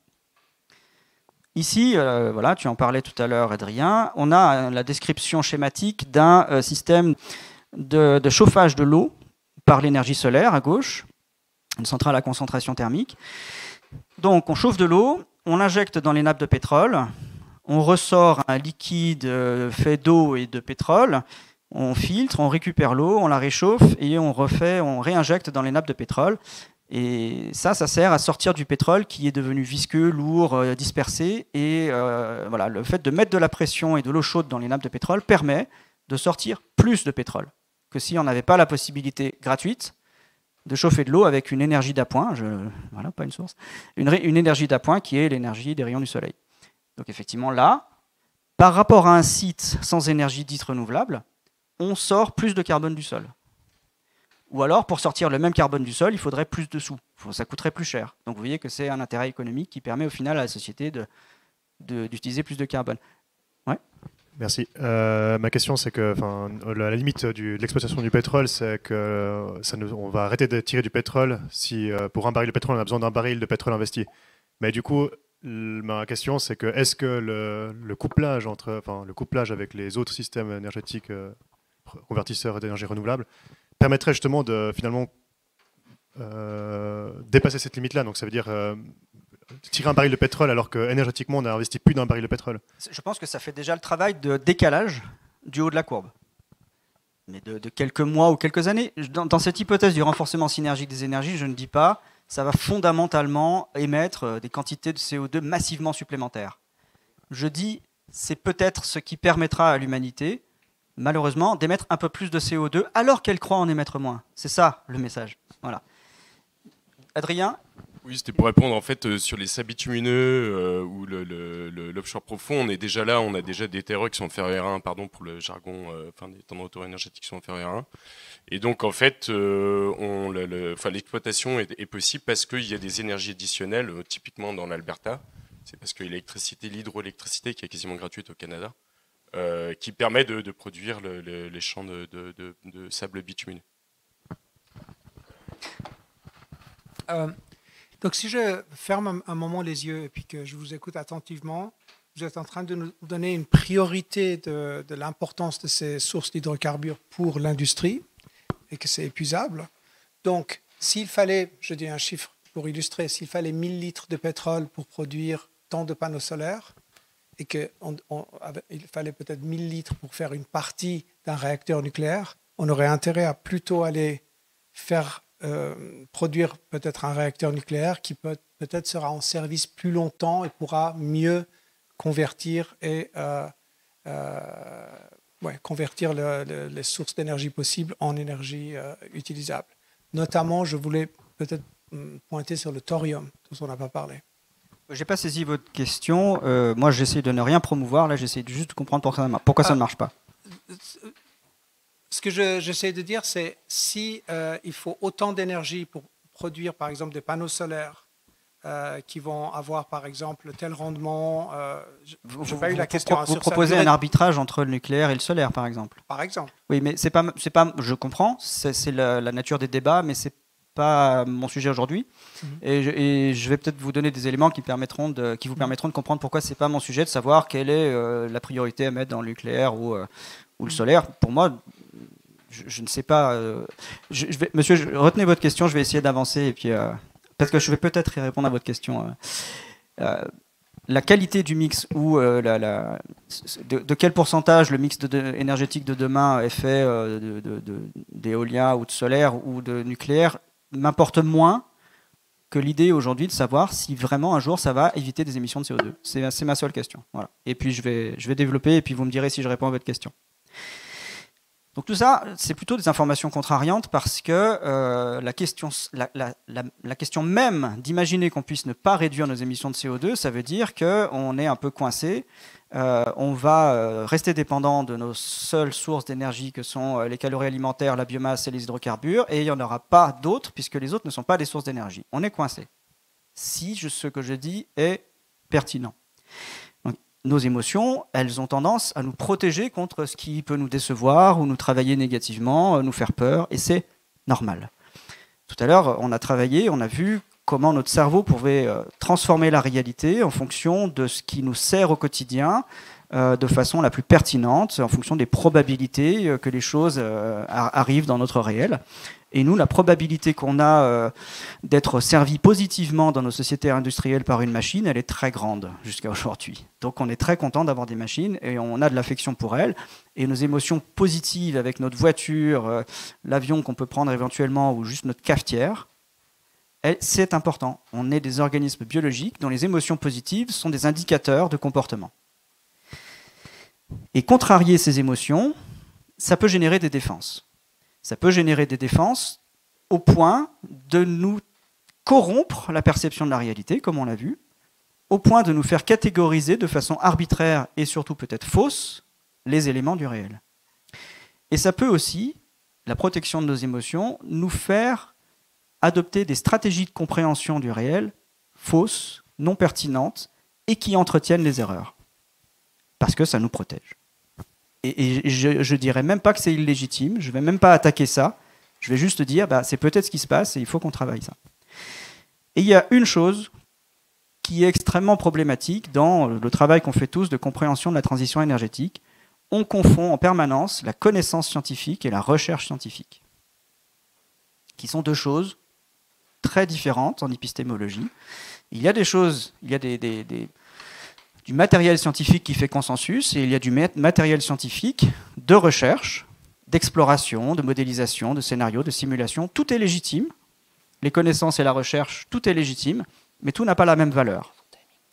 Or, on a une très très très grande tendance, en particulier dans la transition énergétique, à confondre et à dire la recherche, ça a finalement presque autant de valeur, sinon plus de valeur, même que la connaissance scientifique. Je vais rappeler ce qui fait partie de la connaissance scientifique aujourd'hui, du consensus scientifique aujourd'hui. Par exemple, le principe de moindre action. Là, je vais vous poser une question. Est-ce que le principe de moindre action, qui connaît le principe de moindre action? Qui a entendu déjà parler du principe de moindre action? Vous êtes 2, 3, 4, 5 5. Combien il y a d'ingénieurs dans la salle? Alors, il y a une quinzaine d'ingénieurs. Ça fait 30% d'ingénieurs qui ont entendu parler ou qui connaissent le principe de moindre action. Est-ce que c'est vrai? Vous confirmez cette information? En anglais, je ne sais pas. Quelqu'un connaît l'expression en anglais? Oui, principle of least action. Voilà, si j'avais un peu réfléchi. Voilà. Donc le principe de moindre action, c'est quelque chose qui est connu depuis 3 siècles, qui est exploré en particulier au départ par Maupertuis. Je vous passe le détail. C'est une exploration absolument fantastique. Je vous recommande le livre de Florence Martin-Rubin, L'histoire du principe de moindre action. C'est un principe qui dit que la nature tente à minimiser la dépense d'énergie. Voilà, ça paraît trivial et intuitif.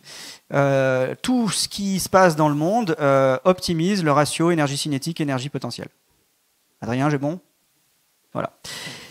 Ce truc-là est effectivement assez complexe. J'en ai discuté avec des physiciens. En termes de mathématiques et de mise en équation, c'est complexe. C'est aussi peut-être pour ça que peu d'ingénieurs y ont accès. C'est plutôt quelque chose qui concerne la recherche ou les hautes études en physique.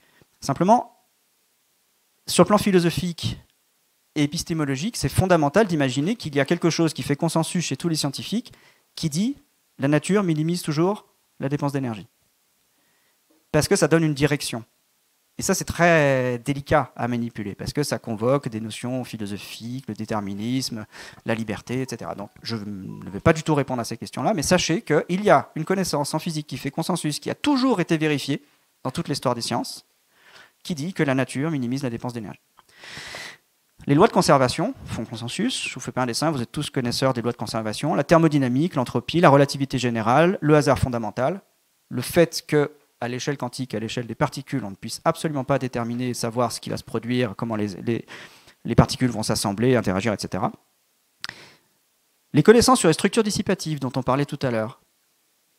Oui, je ne sais plus qui, monsieur, vous posiez la question sur les structures dissipatives, indirectement. Est-ce que l'humanité peut ou pas faire la transition énergétique puisque la planète Terre est un système ouvert? Oui, mais ça ne répond pas à la question parce qu'une structure dissipative, un système dissipatif auto-organisé a besoin d'un flux d'énergie extérieure dont il peut faire quelque chose. Voilà. Et ça, c'est une connaissance, ça fait consensus. Si l'humanité ne peut pas faire de photosynthèse, elle est coincée. La théorie de l'évolution et la sélection naturelle, ça fait consensus. Je vais y venir juste après. Le dérèglement climatique d'origine anthropique fait consensus.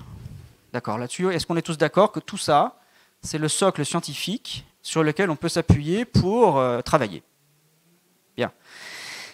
Il y a des choses qui ne font pas consensus, par contre, dont on entend parler tout le temps, et qui sont présentées comme étant l'évidence, parfois, comme étant acquises, comme étant de la science. Je veux parler, par exemple, de la capacité de l'humanité à protéger son milieu ou à réduire intentionnellement son empreinte environnementale. Peut-être que c'est vrai, peut-être que c'est faux, mais la science n'a jamais dit que l'humanité était capable, aujourd'hui, et même en tout lieu, intentionnellement de réduire son empreinte environnementale. C'est une question qui ne fait pas partie du consensus scientifique aujourd'hui. C'est une question qui fait débat, et ce débat est parfaitement légitime. Bien sûr, la capacité de l'humanité à opérer la substitution des énergies ne fait pas consensus. Pourtant, vous allez entendre partout, mais c'est évident, en fait, on va mettre des éoliennes à la place des centrales à charbon ou des centrales nucléaires. Ça ne fait pas du tout consensus, il n'y a pas du tout de matériel, de preuve, de démonstration qui dit ça c'est possible. Un autre point qui est convoqué en permanence, mais qui ne fait pas consensus, c'est tout simplement la capacité de l'humanité à s'autodéterminer. Il n'y a pas de démonstration que l'humanité est capable de s'autodéterminer maintenant, hier, dans le passé, dans l'avenir. Voilà. C'est un sujet de débat philosophique passionnant. Je pourrais vous donner mon avis, pas maintenant, mais mes réflexions sur ce sujet-là. Mais en tout cas, on ne peut pas dire la transition énergétique est possible puisque l'humanité est capable de s'autodéterminer. Ça n'a aucun sens, ça. D'accord ? En tout cas, scientifique. Ça a un sens politique. Et ce n'est pas la même chose. Politiquement, on a le droit de dire ça. On a le droit de dire, moi, je veux insister avec mon bulletin de vote et mon travail de militant, d'activiste, d'écologiste, je veux insister pour dire que je veux pousser l'humanité dans une orientation qui fasse qu'on substitue les énergies les unes aux autres. Politiquement, c'est respectable et il faut le faire si on a envie de le faire. Ça n'est pas sous-tendu, ça n'est pas supporté par une connaissance scientifique. J'en arrive à d'autres biais, d'autres constructions défensives, à mon sens, qui nous permettent de négocier avec cette transition énergétique. Je ne vois pas le temps passer, donc Pascal. D'accord. En plus, on a bien fait des questions, donc on pourra. Je vais essayer d'écourter, mais on a quand même déjà pas mal débattu. Donc, pas de démonstration de faisabilité de la transition, et pour une raison qui est On a tendance à y croire parce qu'en permanence, on confond donc les modèles et les connaissances. Et regardez ce que dit le GIEC à propos des modèles. Bien entendu, donc 2021, bien entendu, il est impossible de savoir exactement comment les émissions de gaz à effet de serre et de polluants atmosphériques d'origine humaine évolueront à l'avenir. C'est impossible. C'est le GIEC qui le dit. Par contre, dans les débats, vous allez entendre en permanence le scénario du GIEC prédit ou dit ça va se passer comme ça, donc il faut faire la transition énergétique. Alors que le GIEC dit non, mais nos modèles ils sont incertains, ils sont imprécis, il y a une marge, il y a un delta, il y a des choses qu'on ne sait pas. Le GIEC dit aussi des éventualités à faible probabilité, telles que des effondrements de calottes glaciaires, des changements abrupts de circulation océanique, certains événements extrêmes composites, ainsi qu'un réchauffement nettement supérieur à la fourchette évaluée comme très probable, ne peuvent être exclus et font partie de l'évaluation des risques. Il y a une différence entre ce qui est écrit dans les rapports du GIEC et la communication qui est faite dans les médias, y compris parfois par les rapporteurs du GIEC. Et comprenez que pour le grand public, c'est compliqué. Il y a une forme de distorsion de réalité entre ce que dit la science d'elle-même sur ces incertitudes et ce que le public croit que la science sait. Et ce n'est pas du tout la même chose. Il ne faut pas confondre les connaissances scientifiques et les modèles. Les modèles ne peuvent pas correspondre à la réalité. C'est une certitude, les modèles, c'est ce qu'on, nous, en tant qu'humains, avec notre cerveau et des machines, collectivement, on essaye de faire pour avoir une connaissance peu ou prou solide et fiable sur la réalité. Donc on ne peut pas faire rentrer tout le réel est trop complexe dans un modèle. Donc les choix des variables en entrée des modèles est toujours subjectif, ça dépend du laboratoire, du financeur, des outils techniques qu'on a. Est-ce qu'on a pu lancer une sonde à cet endroit de l'océan pour avoir telle connaissance ou pas? Du coup, toutes ces entrées-là dans le modèle définissent une sortie du modèle qui est subjective, c'est-à-dire dépendant des gens qui ont travaillé dessus. Et ça n'est pas du tout une représentation du réel. Quelque chose qui est important, et contre-intuitif, aujourd'hui on essaye de renforcer la qualité des modèles en les rendant plus complexes. On imagine que des modèles plus complexes sont plus solides et plus fiables. En fait, c'est l'inverse. Vous êtes scientifique, vous le savez. Pourquoi? Parce qu'à chaque fois qu'on ajoute une variable dans un modèle, on ajoute les incertitudes qui vont avec la variable. Et les incertitudes qui vont avec chaque variable vont travailler entre elles pour fournir des données finalement de moins en moins fiables en fonction de la complexité du modèle. C'est pour ça que le rapport Meadows, dont je vais parler tout à l'heure, reste aujourd'hui un outil finalement souvent plus solide, alors qu'il a peu de variables, une centaine je crois, plus solide que bien des modèles extrêmement complexes d'aujourd'hui. Bien, alors bon, je passe là-dessus parce que vous avez compris que les modèles, ça n'est pas la réalité et qu'il faut arrêter de confondre les modèles et la réalité et de dire à partir du modèle, moi je suis sûr que la transition énergétique est possible. C'est faux, ça n'est pas un discours scientifique. De quoi les scénarios devraient tenir compte si vraiment ils devaient être investis de façon fiable pour une politique de transition ou une politique de compréhension de l'avenir? Je propose, et d'ailleurs il y a certaines littératures scientifiques qui le proposent également, de minimiser la place des variables d'ajustement, des variables imprécises, pour renforcer la place de ce qui fait déjà consensus. Comme par exemple, comme on l'a dit aujourd'hui, les catégorisations des types d'énergie en fonction de ce qu'elles peuvent faire et pas faire, les propriétés des systèmes dissipatifs. Si le système dissipatif peut convertir une énergie en métabolisme, il fonctionne. S'il ne le peut pas, il ne fonctionne pas. Voilà, l'irréversibilité des transformations. Dans les modèles, dans beaucoup de modèles de transition énergétique, on ne tient pas compte, ou très peu, ou marginalement, des problèmes de maintenance. Or, l'irréversibilité des transformations, l'usure des machines, qui demande à chaque fois plus d'énergie pour revenir à l'état de départ, c'est fondamental. C'est-à-dire que même si, dans la fantasmagorie, une transition est faite et qu'elle dure 3000 ans, au cours de ces 3000 ans, chaque année qui passera, il y aura moins de services rendus. Ce sera plutôt quelques dizaines d'années ou quelques dizaines de décennies pour nous aujourd'hui. Ce ne sera pas 3000 ans. Mais il faut penser que l'irréversibilité, elle est là. C'est une hétéronomie, c'est une loi de la nature. Ce n'est pas une variable d'ajustement. On n'a pas le choix, c'est comme ça. Rapidement, pour vous rappeler, vous êtes ingénieur, pas moi, mais est-ce que vous vous souvenez qu'on a beaucoup dans vos études expliqué qu'il y avait de la réversibilité en physique? Est-ce que vous vous souvenez de ça dans vos études? Les transformations physiques sont réversibles. Est-ce que ça vous parle? Pour qui c'est une évidence ici? Qui pense que les transformations physiques sont réversibles? Personne. Ça me rassure. Pourtant, dans beaucoup de modèles ou de tentatives de compréhension du monde physique, on imagine que l'évolution libre de n'importe quel système est réversible parce que, par exemple, on ne le mesure pas. Donc, théoriquement, quand on n'observe pas un modèle, on peut se dire qu'à l'intérieur, tout peut changer de sens. C'est ce que peut dire la physique de temps en temps. En mécanique classique, la chute libre est réversible, théoriquement, et si on ne prend pas en compte les frottements. Évidemment. Si un objet ne frotte pas dans l'air, on imagine qu'il peut remonter. En physique, théoriquement, tout est réversible. Le mouvement d'un corps dans l'espace, sans frottement, est réversible. Et en fait, j'ai discuté avec un étudiant il n'y a pas si longtemps qui m'expliquait que vraiment l'irréversibilité en transition énergétique, on s'en fiche parce que toutes les transformations sont réversibles. Enfin, Vincent, quoi. Et il était convaincu de ça. Alors que les exemples qu'il m'a donnés sont des exemples en système artificiellement isolé par la pensée, c'est-à-dire on enlève ce qui, dans le réel, fait que l'irréversibilité advient. Et c'est fréquent en fait.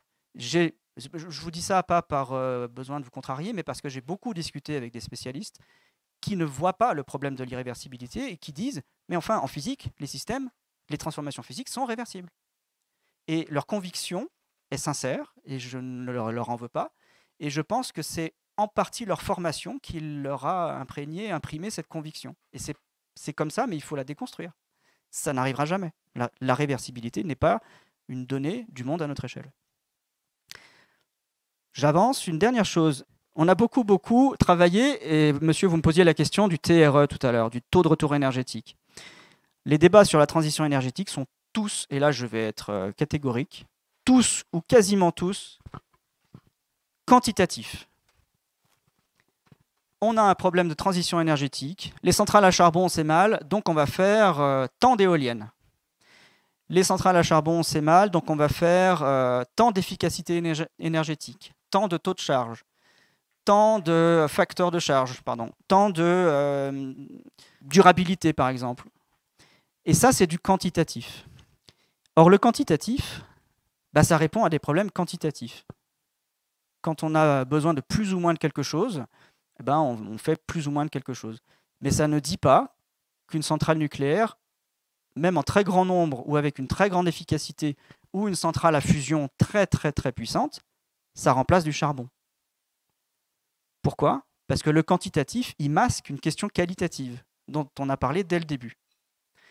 La puissance de l'humanité à convertir de l'énergie contenue dans les atomes en électricité ne dit rien du fait que les atomes, seuls, ça ne fait rien du tout. Alors que le charbon, il suffit de mettre une allumette et ça fait de la chaleur. Donc, on a substitué un discours qualitatif, c'est-à-dire finalement, est-ce qu'on peut faire une transition énergétique, est-ce qu'on peut substituer, par un débat quantitatif.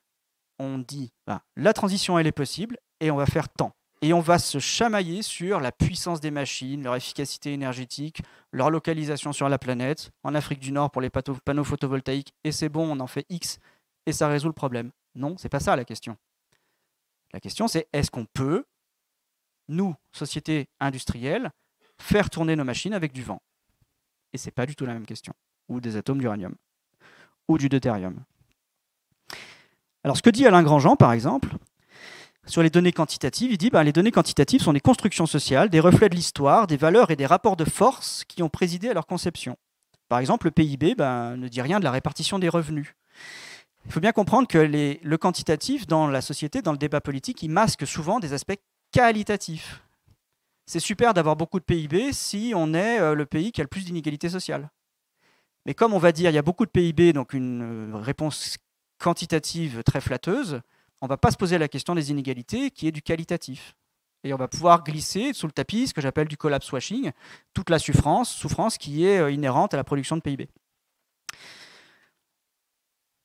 J'avance un petit peu, oui. Je vous renvoie vers les travaux d'Hugo Mercier sur la théorie argumentative du raisonnement, je fais court là-dessus, qui dit que les données quantitatives, dans le débat, en fait, elles sont favorisées pour des tas de raisons, parce qu'elles sont faciles à exprimer. Elles ont cognitivement elles nous interpellent cognitivement facilement parce qu'elles font des comparaisons simples, grand-petit, fort faible. C'est-à-dire des trucs qui sont très issus de notre évolution biologique. de nos repères dans notre environnement, c'est les premières informations qu'il faut qu'on ait. Est-ce que voilà, le mâle alpha de la tribu adverse est fort? Ça, s'il est massif, je ne vais pas aller me battre, même si en fait, qualitativement, il ne sait pas se battre. Le simple fait qu'il soit massif m'empêche d'aller le combattre, et moi, c'est fréquent. Et du coup, évolutivement, on a peut-être intégré que le quantitatif est la première vigilance à avoir et le qualitatif, on regarde après. Parce que voilà, notre cerveau préfère ça dans un débat, dans un conflit, dans une argumentation, mais ça cache du qualitatif. Et donc le quantitatif ne répond pas, du coup, souvent aux questions qui sont derrière. Le quantitatif ne répond pas au qualitatif. Donc le taux de retour énergétique, je le disais tout à l'heure, c'est un faux débat. Le taux de retour énergétique, c'est un faux dilemme, c'est une propriété interne aux machines. C'est leur capacité à avoir besoin de tant d'énergie pour convertir tant d'énergie. C'est une propriété des machines. Mais ça, ce débat-là sur le taux de retour énergétique ne répond pas à la question de savoir si l'énergie qui est convertie peut faire la transition ou pas. Donc c'est un faux dilemme, et du coup, on focalise absolument là-dessus, parce que c'est beaucoup plus sympa dans les débats sur les réseaux sociaux de se chamailler sur le TRE, et puis on a complètement oublié de savoir si on pouvait servir des photons pour faire tourner d'autres machines. D'accord ? C'est important de se rappeler que souvent derrière les débats quantitatifs, il y a du qualitatif. H-13 minutes. Je vais terminer là-dessus, je vais faire un tour de magie. Vous connaissez tous par cœur, hein, ça. Le rapport Meadows, le rapport au Club de Rome, les limites à la croissance. Voilà, c'est une base de travail qui, je pense, est acquise pour tout le monde ici. Rapidement, en 1972, une équipe de chercheurs a produit, à partir d'un modèle informatique, une estimation des capacités de nos sociétés à évoluer à partir des paramètres de l'époque, en prenant, là, il ne reste que quelques paramètres, mais il y en avait, je crois, une centaine, rien, je ne sais plus combien, mais voilà. Donc, la nourriture par habitant, la production de services par habitant, la population, la production industrielle par habitant, la pollution. Et puis, ils ont fait tourner leur ordinateur et en 1972, ils ont tracé des courbes qui, pour les vérifications qui en sont faites, ne sont pas trop éloignées de la réalité qu'on connaît. Et là, vous voyez que la plupart des courbes, sinon toutes, à partir d'une certaine date, déclinent, y compris la population. Je vais faire un tour de magie. Qu'est-ce qui s'est passé là? J'ai enlevé des indicateurs. Lesquels? Ouais, j'ai enlevé tous les indicateurs qui sont négociables quantitativement. Et d'ailleurs, les différents modèles, les différents scénarios présentés à la fin du rapport Meadows envisagent plusieurs types d'évolution de société en fonction de la production industrielle, des choix faits sur le plan industriel, en fonction de l'innovation, en fonction de la politique agricole, en fonction des inégalités, etc. Donc plein de paramètres quantitatifs, négociables, qui ont des aspects politiques, faisaient varier les scénarios. Alors il y en avait qui faisaient par exemple que l'effondrement était plus tardif, et puis il y en avait qui faisaient des sociétés plus stables, mais finalement ils n'ont pas été retenus. Mais en tout cas, en faisant varier les curseurs, on arrivait à différents scénarios. Quand on enlève les variables d'ajustement, qu'est-ce qui reste? Il reste Prigogine, il reste les systèmes dissipatifs. Il reste que donc cette population-là, qui est un système dissipatif complexe, a besoin en entrée d'une source d'énergie, d'accord, pour son métabolisme, qui est en quantité finie sur la planète, qui donc ne fait que décliner au fur et à mesure de l'évolution du système dissipatif, sans négociation possible. Ça n'est pas une variable d'ajustement.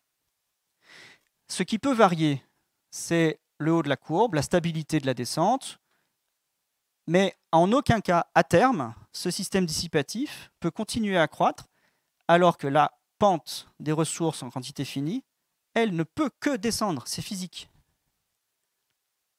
Ce sont les ressources non renouvelables. Donc, le politique, aujourd'hui, c'est ça.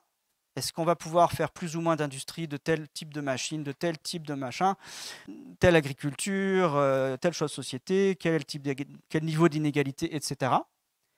La réalité, c'est que, je vais le dire de façon abrupte, mais au bout d'un moment, nos émotions, il faut aussi les traiter, les pousser dans leur retranchement pour arriver à se les approprier. C'est que quoi qu'on fasse, quoi qu'on négocie, au bout d'un moment, les ressources vont avoir raison sur nos choix politiques. De toute façon. Et ici, pourquoi la courbe s'aplatit là? Dites-moi rapidement pourquoi la courbe, finalement, d'utilisation des ressources, elle s'aplatit, elle est moins raide. Parce qu'on tire moins dessus. Donc si on était resté à ce niveau-là, en fait, ici, on aurait une pente comme ça. Une dernière chose à propos du rapport Meadows, tous les scénarios s'arrêtent à 2100, et tous les scénarios, y compris de sociétés plus ou moins stables, voient cette courbe descendre. Sauf qu'en fait, dans les débats, on ne la regarde pas. Nous, on préfère regarder les indicateurs négociables qui permettent de trouver une niche existentielle qui permet à chaque spécialiste de chaque domaine de négocier sa propre compétence, etc., etc. Bien.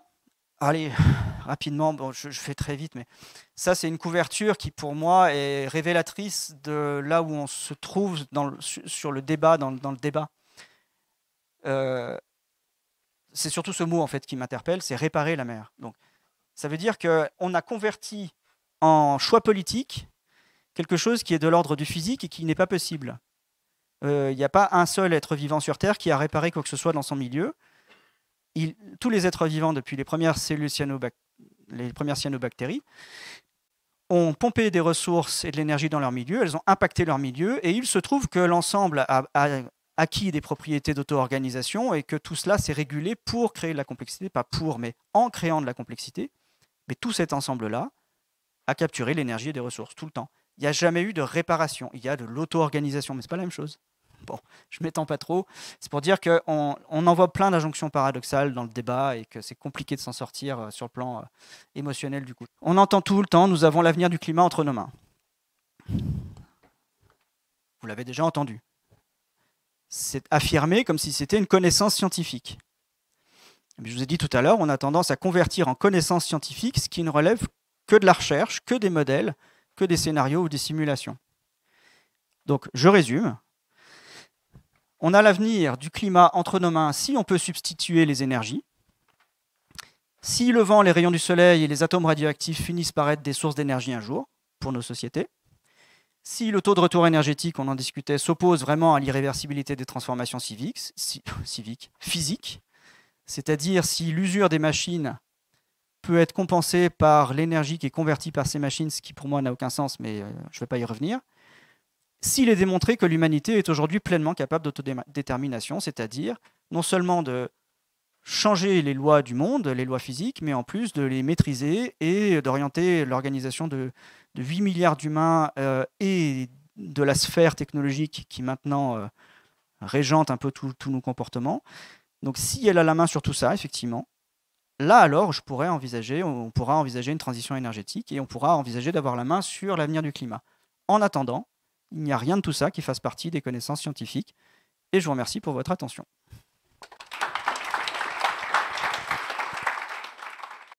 Déjà, je te pose une première question, c'est à quelle question essaye-t-on de répondre? Ça mériterait d'être clarifié. Est-il possible de transitionner à usage constant croissant ou est-il possible d'atteindre un nouvel état d'équilibre post-décroissance?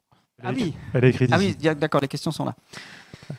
Ça mériterait d'être clarifié. Je ne sais pas quand a été posée cette question, 14h29, elle a été posée il y a un petit moment, et en fait, j'ai répondu, je pense, en abordant le rapport Meadows. Donc, à voir si ma réponse convient à cette personne. Pour moi, l'état d'équilibre, il n'est pas impossible théoriquement, et d'ailleurs, dans les scénarios du rapport Meadows, il y a des états d'équilibre, voilà, d'autres auteurs parlent d'état d'équilibre, mais à un moment, il y a un arbitrage sur les limites qui fera que ça s'arrêtera. Puis la question qui est juste en dessous, c'est je ne suis pas convaincu qu'il n'est pas possible d'entretenir le système de production d'énergie sans hydrocarbures à partir du système lui-même. Oui. Fondamentalement, c'est la question de, finalement, en fait, est-ce qu'on peut persister, exister en tant qu'humanité industrielle sans extraire le moins de carbone fossile? Moi, je n'y crois pas. Cette question-là revient à dire que le mouvement perpétuel est possible. Ça veut dire qu'on a un système isolé, une transition énergétique est faite, et on a dit on ne fait plus rentrer d'énergie dedans. Il n'y a plus d'énergie extérieure, donc on considère que les photons, le vent et les atomes d'uranium suffisent à faire tourner ce système isolé. Il n'y a plus d'hydrocarbures qui rentrent. Et bien, un système isolé, quand on tire sur l'énergie qu'il y a dedans, il ralentit, son fonctionnement ralentit, l'entropie gagne et il s'arrête. Cette question-là voudrait dire que le mouvement perpétuel est possible et moi, j'y crois pas. Oui, non, juste pour revenir sur les hydrocarbures. Tout à l'heure, je parlais des CCS en rigolant, parce que je sais que c'est complètement impossible. Mais en fait, si on étudie donc les SSP, donc c'est tous les scénarios sur lesquels s'appuient les rapports du GIEC, en fait, en dessous de plus de 2,5 degrés de réchauffement en 2100, il y a toujours de la capture et de stockage de carbone de manière hyper massive, entre 5 et 20 gigatonnes de CO2 par an. Donc, tout simplement, c'est impossible physiquement en fait. Donc en fait, ça décrédibilise complètement. Là, il y a une utilisation de la biomasse aussi qui est ultra massive. Et il n'y a aucune réflexion, par exemple, sur le fait de la déforestation. Et donc ça, c'est dans tous les scénarios du GIEC. Hein. Je vous invite très très fortement à aller fouiller dans le SSP Database, qui est accessible gratuitement sur Internet. Vous y ferez des petites découvertes très, très intéressantes. Merci Adrien, et j'ajoute que tu as vu passer l'info, les 3/4 des systèmes de récupération du carbone dans l'atmosphère sont utilisés pour l'injecter dans des lampes de pétrole ou de gaz, hein, aujourd'hui, pour sortir plus d'hydrocarbures. Donc ça, c'est l'état de l'art aujourd'hui. Par rapport à ce que vous disiez, que les systèmes énergétiques n'étaient pas réversibles, peut-être... En fait, on nous apprend à l'école avec la loi de Lavoisier que rien ne se perd, rien ne se crée, tout se transforme. C'est peut-être là où il y a une ambiguïté pour certains, peut-être qu'il y a des gens qui confondent avec ça. Mais effectivement, les lois de la thermodynamique nous disent que dans toute transformation, il y a de l'entropie, donc il y a des pertes. Ouais, ça c'est sûr. Je voulais dire, en fait, donc là, pendant votre exposé qui était très clair et très concis, tout à fait exact, et je vous en remercie, c'était tout à fait scientifique. Vous nous avez parlé de la transition énergétique en nous laissant entendre que ça ne serait pas possible en fait. Et vous concluez avec le rapport Meadows qui nous montre que en fait, en partant d'un stock de ressources non renouvelables, il finit petit à petit par s'épuiser. Et donc, grosso modo, ça confirme votre exposé qu'on n'y arrivera pas. Moi, je voudrais juste apporter un complément à ça. Alors, c'est vrai, hein, le rapport Meadows aussi, c'est clair dans son exposé, mais en fait, le rapport Meadows, justement, il a des lacunes et il ne parle pas justement du duo énergie-climat. Donc, pour moi, faire le lien entre une transition énergétique impossible, comme c'est montré dans le rapport Meadows, je ne pense pas qu'on puisse en tirer cette conclusion aussi facilement. Parce que justement, en fait, pour compléter le modèle World 3 de Meadows, il faudrait rajouter cette composante énergie-climat. Oui. Et si on rajoutait l'énergie en données d'entrée, donc on n'aurait plus uniquement les sources non renouvelables, comme c'est dans votre diagramme, on aurait aussi des sources renouvelables. Et peut-être que ça changerait le résultat en sortie. Et par rapport à ça, en fait, justement, il y avait un fil de discussion sur le forum des shifters à Paris, sur le modèle World 3, et puis avec des questions qui tournaient autour. Et donc, pour ceux que ça intéresse, moi j'ai mis un lien dans ce fil de discussion avec le code de World 3 qui est accessible sur GitHub. Et j'ai proposé à ceux qui faisaient partie du fil de discussion de le compléter en rajoutant cette composante énergie-climat. Donc ça, je veux dire, c'est pas impossible. Je termine. Et puis, c'est pas impossible parce qu'il y a déjà d'autres simulateurs qui font cette simulation énergie-climat en vue de modéliser le changement climatique. Il faudrait juste arriver à combiner les deux pour avoir un modèle d'ensemble et pour pouvoir vraiment en tirer des conclusions. Voilà. Merci pour votre question. Deux petits points. On ne pourrait pas aujourd'hui ajouter aux ressources non renouvelables des énergies renouvelables, en ce sens qu'on ne sait pas si ce sont des sources d'énergie. Donc, pour l'instant, on pourrait ajouter ça, mais ça ne changerait pas nécessairement la courbe parce que on a vu aujourd'hui qu'on n'avait aucune garantie qu'avec des atomes d'uranium, on puisse renouveler quoi que ce soit. Par ailleurs, je vous remercie pour votre question. Je n'ai pas tellement utilisé le rapport Meadows pour le lien énergie-climat ou pour la transition énergétique que pour des raisons méthodologiques, là. C'est-à-dire pour montrer que les variables d'ajustement quantitatives masquent des paramètres qualitatifs irréductibles. C'était juste pour cette raison-là que j'ai utilisé le rapport Meadows ici, pas pour illustrer la transition énergétique ou le rapport énergie-climat, mais vous avez raison. Sinon, par ailleurs, qu'il faudrait effectivement créer des scénarios qui intègrent plus de variables que le rapport Meadows, vous avez raison.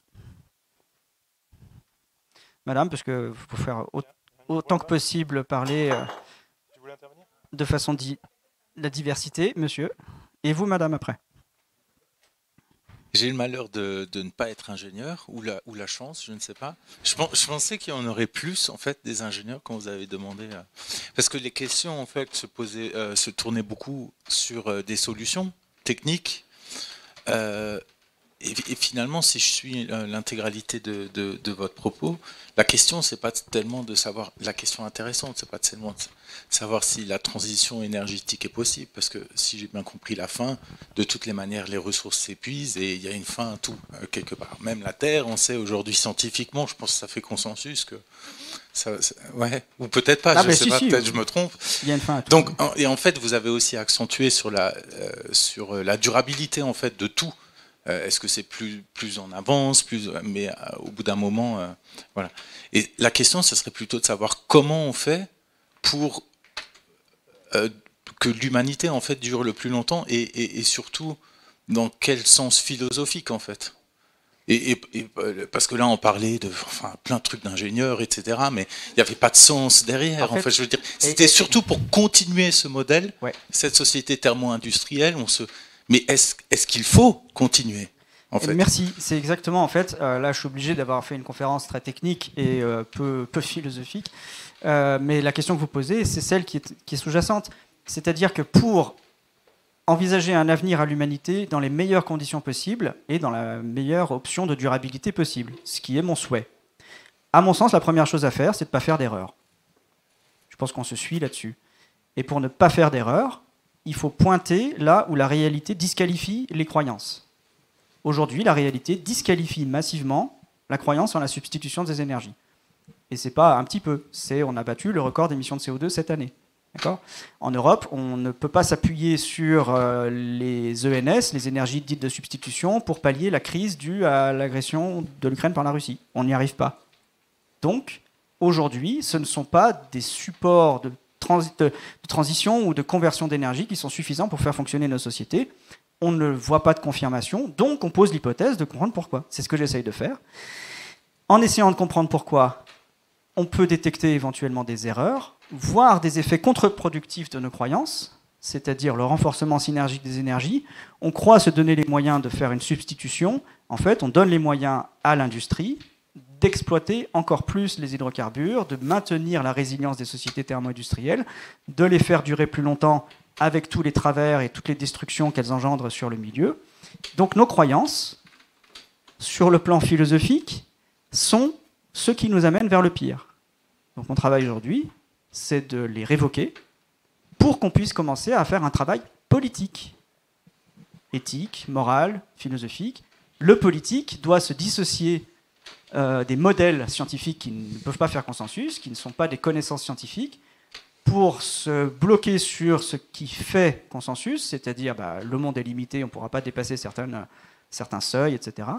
Et faire de l'arbitrage politique au cœur des limites, pas dans des croyances positivistes de développement à l'infini et de développement résilient comme le propose le GIEC, ce qui est une forme de développement durable euphémisé et modernisé, mais c'est le même travers industriel derrière.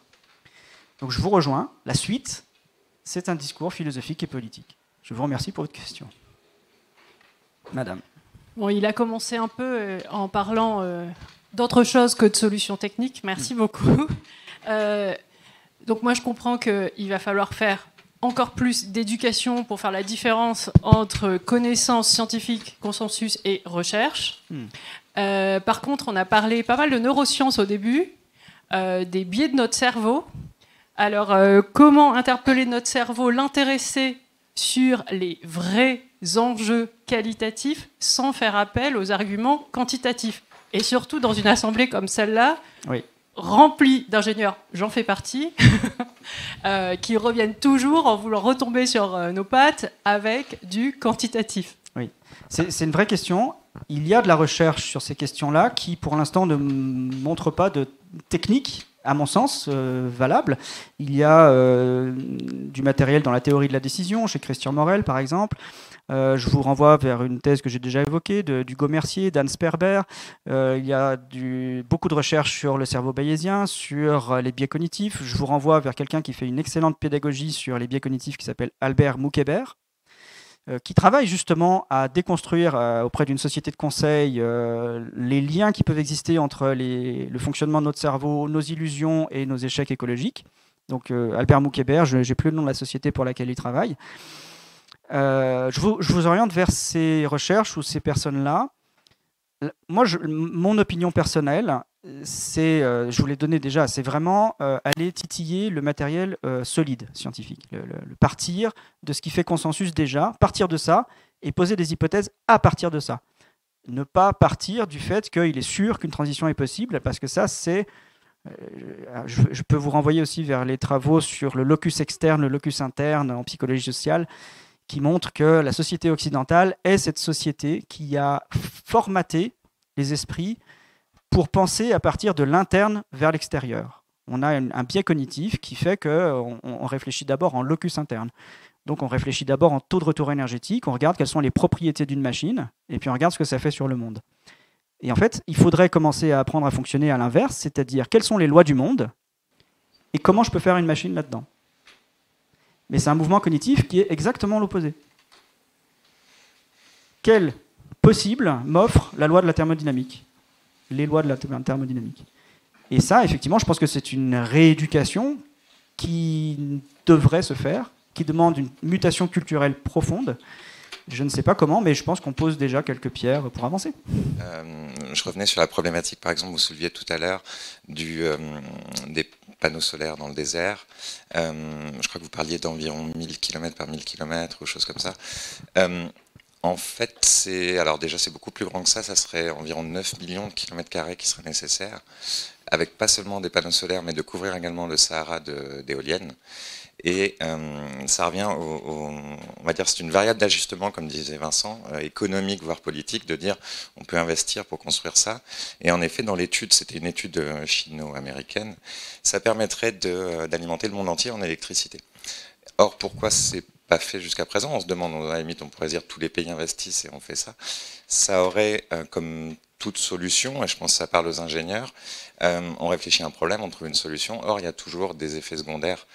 Par exemple, quel serait l'effet rebond de ça? On se dirait, bah, chouette, tout le monde a de l'électricité, on consommerait d'autant plus. Ça nécessiterait, alors qu'on n'est pas capable aujourd'hui de mettre des panneaux solaires sur nos propres toits partout, là il n'y en a pas, d'aller mettre des infrastructures dans le désert. Et cette étude, en fait, elle montre que, je m'excuse parce que je suis un peu, ça fait 2 jours que je suis un peu malade, comment dire, oui, que ça, en fait, ça modifierait même le climat, puisque ça réduirait l'effet d'albédo, puisque le désert est clair, et que à l'heure où on parle de même peindre nos villes ou nos voitures en blanc, il serait contre-productif d'aller mettre un énorme carré noir dans le désert, qui en fait aurait l'effet inverse. Donc bref, c'est juste pour dire que chaque solution ou idée est toujours bonne, parce qu'il faut se poser des questions, mais en fait, parfois les contre-indications ou les effets secondaires sont supérieurs ou inverses pardon, à l'effet recherché. Voilà, c'était tout. Merci pour ces précisions que je partage, tout à fait, je suis d'accord. On a eu juste avant le projet Ciremo qui présentait un peu des alternatives, enfin il a un compte-rendu sur la mobilité à Fribourg, et il y a eu plein de critères qui ont été pris, des facteurs pour simuler toute cette mobilité, et c'est tous des rapports, je dirais, très quantitatifs, et avec cette présentation, c'est un peu remet un peu en cause tout ce genre de travail qui peut être fait. Est-ce qu'il y aurait une suggestion sur ce genre de travail? Je pense qu'ils ont quand même pris en compte du coup aussi tout l'aspect sobriété avec le covoiturage, le report modal, passer d'une voiture à un vélo en général, c'est aussi c'est l'aspect un peu qualitatif. Est-ce que pour vous ce genre d'approche a quand même du sens? Alors, j'ai assisté à la toute fin de la présentation. Travailler a toujours du sens, mais lequel? C'est une question délicate. Je vais aller un tout petit peu plus loin. Il faut bien comprendre qu'on est avant tout des organismes biologiques qui essayons de résister à la négativité, à tout ce qui nous contrarie. Je l'ai dit tout à l'heure. Et on va essayer de trouver des méthodes de travail qui, en permanence, vont plutôt essayer de nous réconforter que l'inverse.